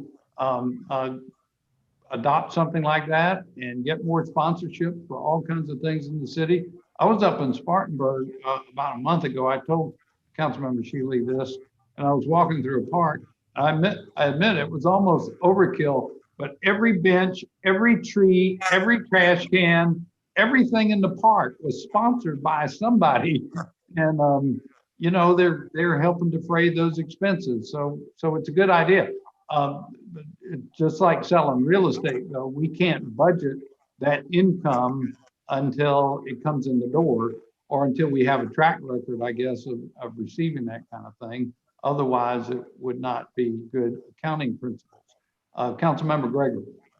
Yeah, Mr. Mayor, I think it's great for us to discuss things that we may be able to do tomorrow. But I'd like to get back to the specifics, and there are a number of specifics on the table. I thought that Councilman Ross outlined some specific cuts that would affect recreation. And of course, we're talking about the Dock Street Theater. It would also affect our Cultural Affairs Office as well. I would like to raise the question to Ms. Yarborough. If we do the kinds of cuts that's suggested with regard to the Recreation Department, what effect would that have on you? Councilmember Gregory, if you're talking about the part-time and the staffing levels, I think there was some conversation about the pools and the Daniel Island Rec Center. So all of our facilities being open and being able to serve the public are tied to people. And in order to open a building and to safely run it and monitor it, you know, you've got to have 2 or 3 people in there depending on the building and how the size of it. But so if you, in a department of 220 people, 80 of those people are full-time. The rest of our staff is part-time. So, you know, 70% of our staff is a part-time staff. And in the summertime, it's seasonal additions that help us open 2 more pools and run summer camp. So you're talking about a critical decrease in services and hours of operation, facilities being open and available to the public to use.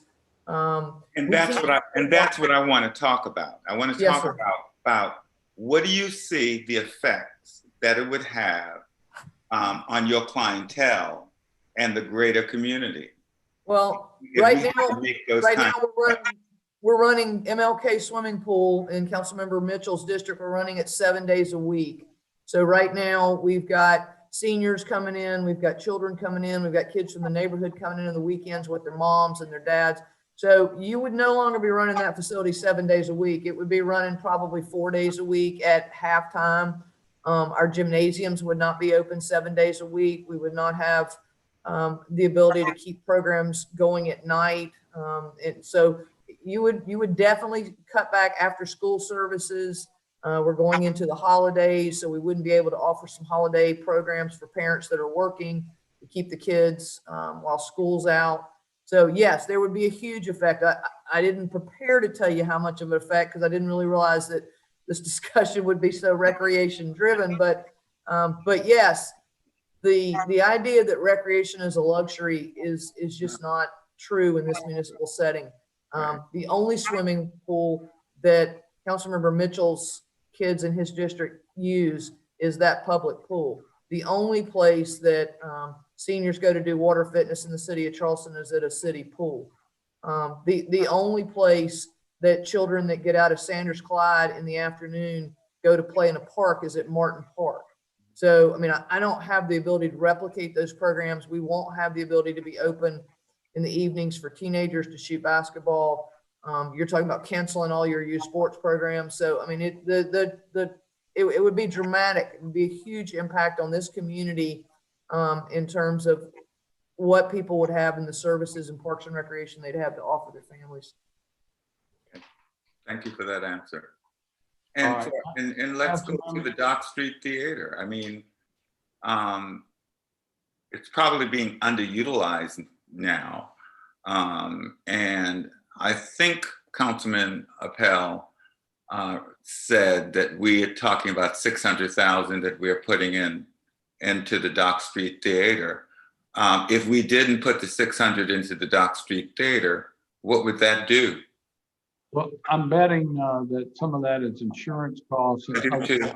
continuing costs that are there whether we're open or not.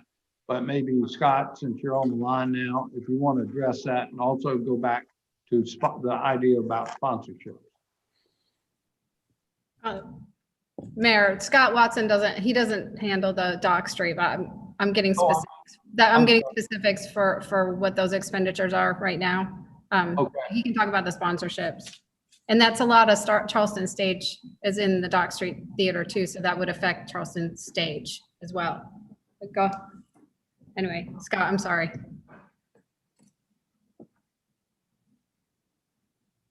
Well, maybe he can't. Maybe he's on mute. He's not on mute. Okay. Maybe he's just had a bad connection. Yeah, I know he was on his phone in Brooklyn this morning. So we'll just move on then. All right, any other questions or comments? Councilmember Mitchell and then Waring. Yes, Mr. Mayor and council members, I remember they brought up recreation, but I had already mentioned that and brought that up to the mayor and to Ms. Yarborough prior to this meeting. I think it was last week, I think I mentioned it, and we spoke about it.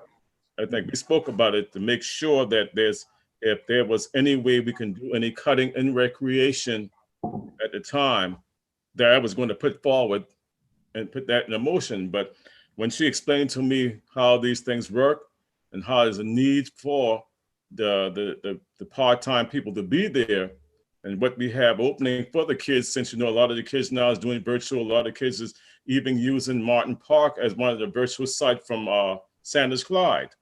So when all this was explained to me, then I said, hey, I can't look at that anymore because we have so many young people out here that we need a place, an environment for them to be at the time when they get out of school.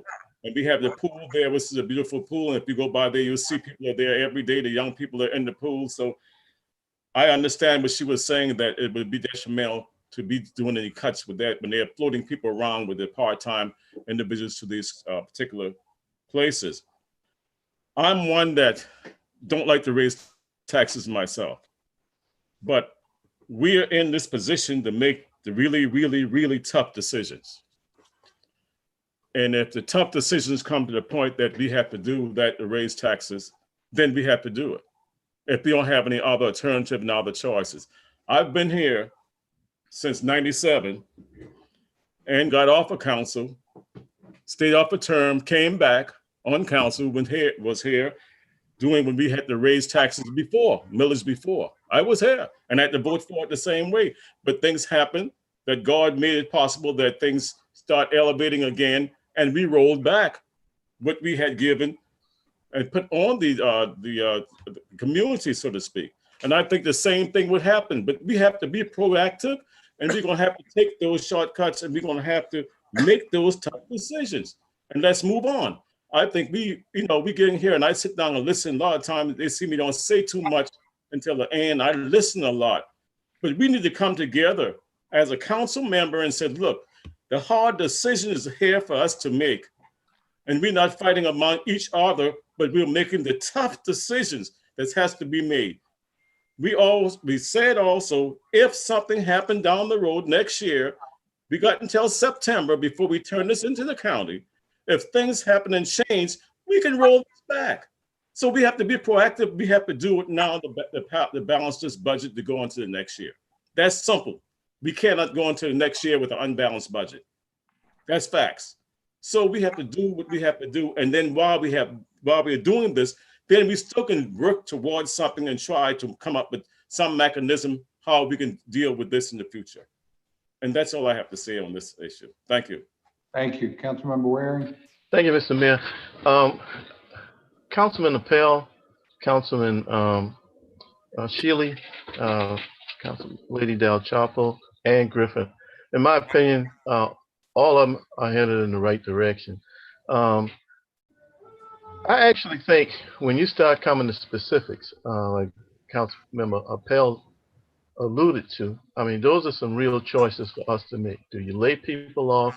Do you furlough people? Do you have payroll cuts across the board? Or do you look at the items that he called out? If we were to add some additional items to that, for example, consulting contracts, we talked around that, But if we were to add, I can't think of a consultant contract that if we pushed it down the road 9 months, the city wouldn't close. The city's not going to close up shop. So if we got enough money that would enable the lost revenue to go back to offset the 3 mil increase, if we had cuts that didn't cut people, Right. and Councilman Griffin, I hear you on that, but I'm not in favor of cutting across the board salaries, and I'll tell you why. It's just not a salary cut. It affects those people in their retirement years out. In other words, their retirement will always be less when you affect the base pay. So here we have, firemen and policemen. We had firemen that were trying to put out fires on King Street during the riot and surrounding areas that had bricks being thrown at them while they're trying to out a fire. And then we're going to come and give them the good news about, and I know you're not saying that, but I'm rationale why I don't want to cut people. We've got less people now than we had 20 years ago. I'm sorry, than we had 10 years ago running this city. But we got 30,000 more people. I heard Councilman Seekins look at the increase from 2009 in the budget until 2020. But what was the size of the population in 2009? What is the size of the population today? So it's all relative. We all headed in the same direction, but there are some things we can trim, Mr. Mayor and Council, if without having to hurt our most valuable asset beyond the citizens are our people. So if we were to look at the consultancies and push those down the road, in particular until we find out about some of these other revenues, I'd rather restore a consultant once we have some other revenues, as opposed to rehiring people or potentially losing a brain gain from the city. I don't know that we can cut all the Dock Street Theater, but we can trim some of that. Some of these expenses, Amy, if we were to get to maybe 4.5 million, would that allow all of the lost revenue to go back to reduce the millage increase? The lost portion is 4.1 million. So if we were to come up with cuts of all as distasteful as they may be, they won't be as distasteful as cutting our people or reducing our people's pay. If we were to cut the short-term disability, Mr. Mayor, it was a good benefit to have, but I think that may be between 4 or 5, maybe more, $100,000. If people were to bank up their sick leave, they really wouldn't need the short-term disability. And again, that allows us to keep people on board versus, furloughs or across the board pay cut. I actually believe, now don't get me wrong, some of these things are distasteful, but not as distasteful as, again, laying off our most valuable assets, which are our people, and putting a tax burden on the citizens, which none of us, all 13 of us on this call, none of us want to do that, okay? But I don't have any trouble telling a consultant, hey, you got to wait 6 months, or you maybe have to wait 9 months until we find out another stream of revenue. If an employee comes up to me and says, we had short-term disability and we don't have it anymore, I understand that, but that came as a result of keeping you on full-time. We can give you some short-term disability, but a couple of you guys got to leave.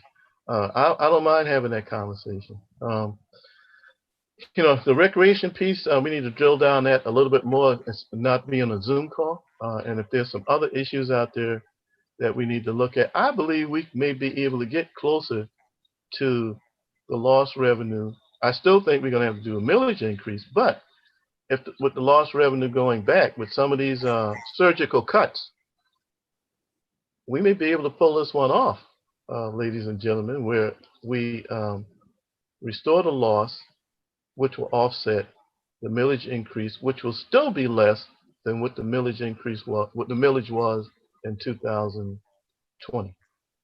So I know some emotions got up here, but if that drew the best out of us, well, we needed to have that. But we need to roll up our sleeves and see where we can take a scaffold out and do some cuts. And if we can get to that 4.1 million, Mr. Mayor, maybe we can give some suggestions acceptable to you that would, when you brought forth on the December 1st, we all can come together on. Thank you, All right. Mr. President. Thank you. Councilmember Brady and then Mitchell, and then let's close out because we got two other big meetings ahead of us. Councilmember Brady? Yeah, thank you, Mr. Mayor. I just had a quick thing I was thinking of and wanted to see if it was something worth exploring. In Boston, they have a lot of nonprofit landowners that own both land and physical plant assets. And they created a program called Pilot, which is payment in lieu of taxes.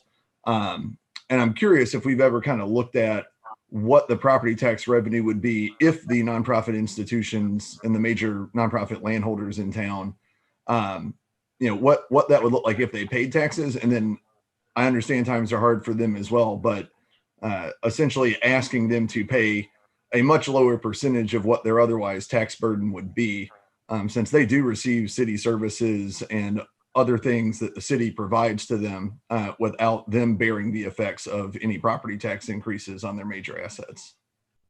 Right. Well, as far as I know, and Susan might correct me, but I don't believe we have any legal authority to charge them a fee in lieu of a tax that we would be asking politely. We'd be asking politely. I'd be happy to look and see what Boston is doing and whether that could apply here. We have made sure that our stormwater fees apply, to properties, whether they're nonprofit or not.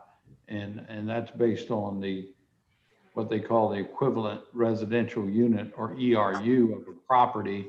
But anyway, that's the only fee that comes to the top of my head that we do that. But it's not a bad idea. Councilmember Mitchell, and then let's close out if you I just have to make a quick run, Mayor, to the pharmacy to pick up some antibiotics. So I want to make sure. I just want to let you know I'm have to leave right quick so I can get back by 4:30. All righty. So we got a 4:30 and then City Council. Thank you all for this robust discussion about our budget in this challenging year. Let's adjourn and we'll see you at 4:30 for Ways and Means. Thanks. Thanks, everybody.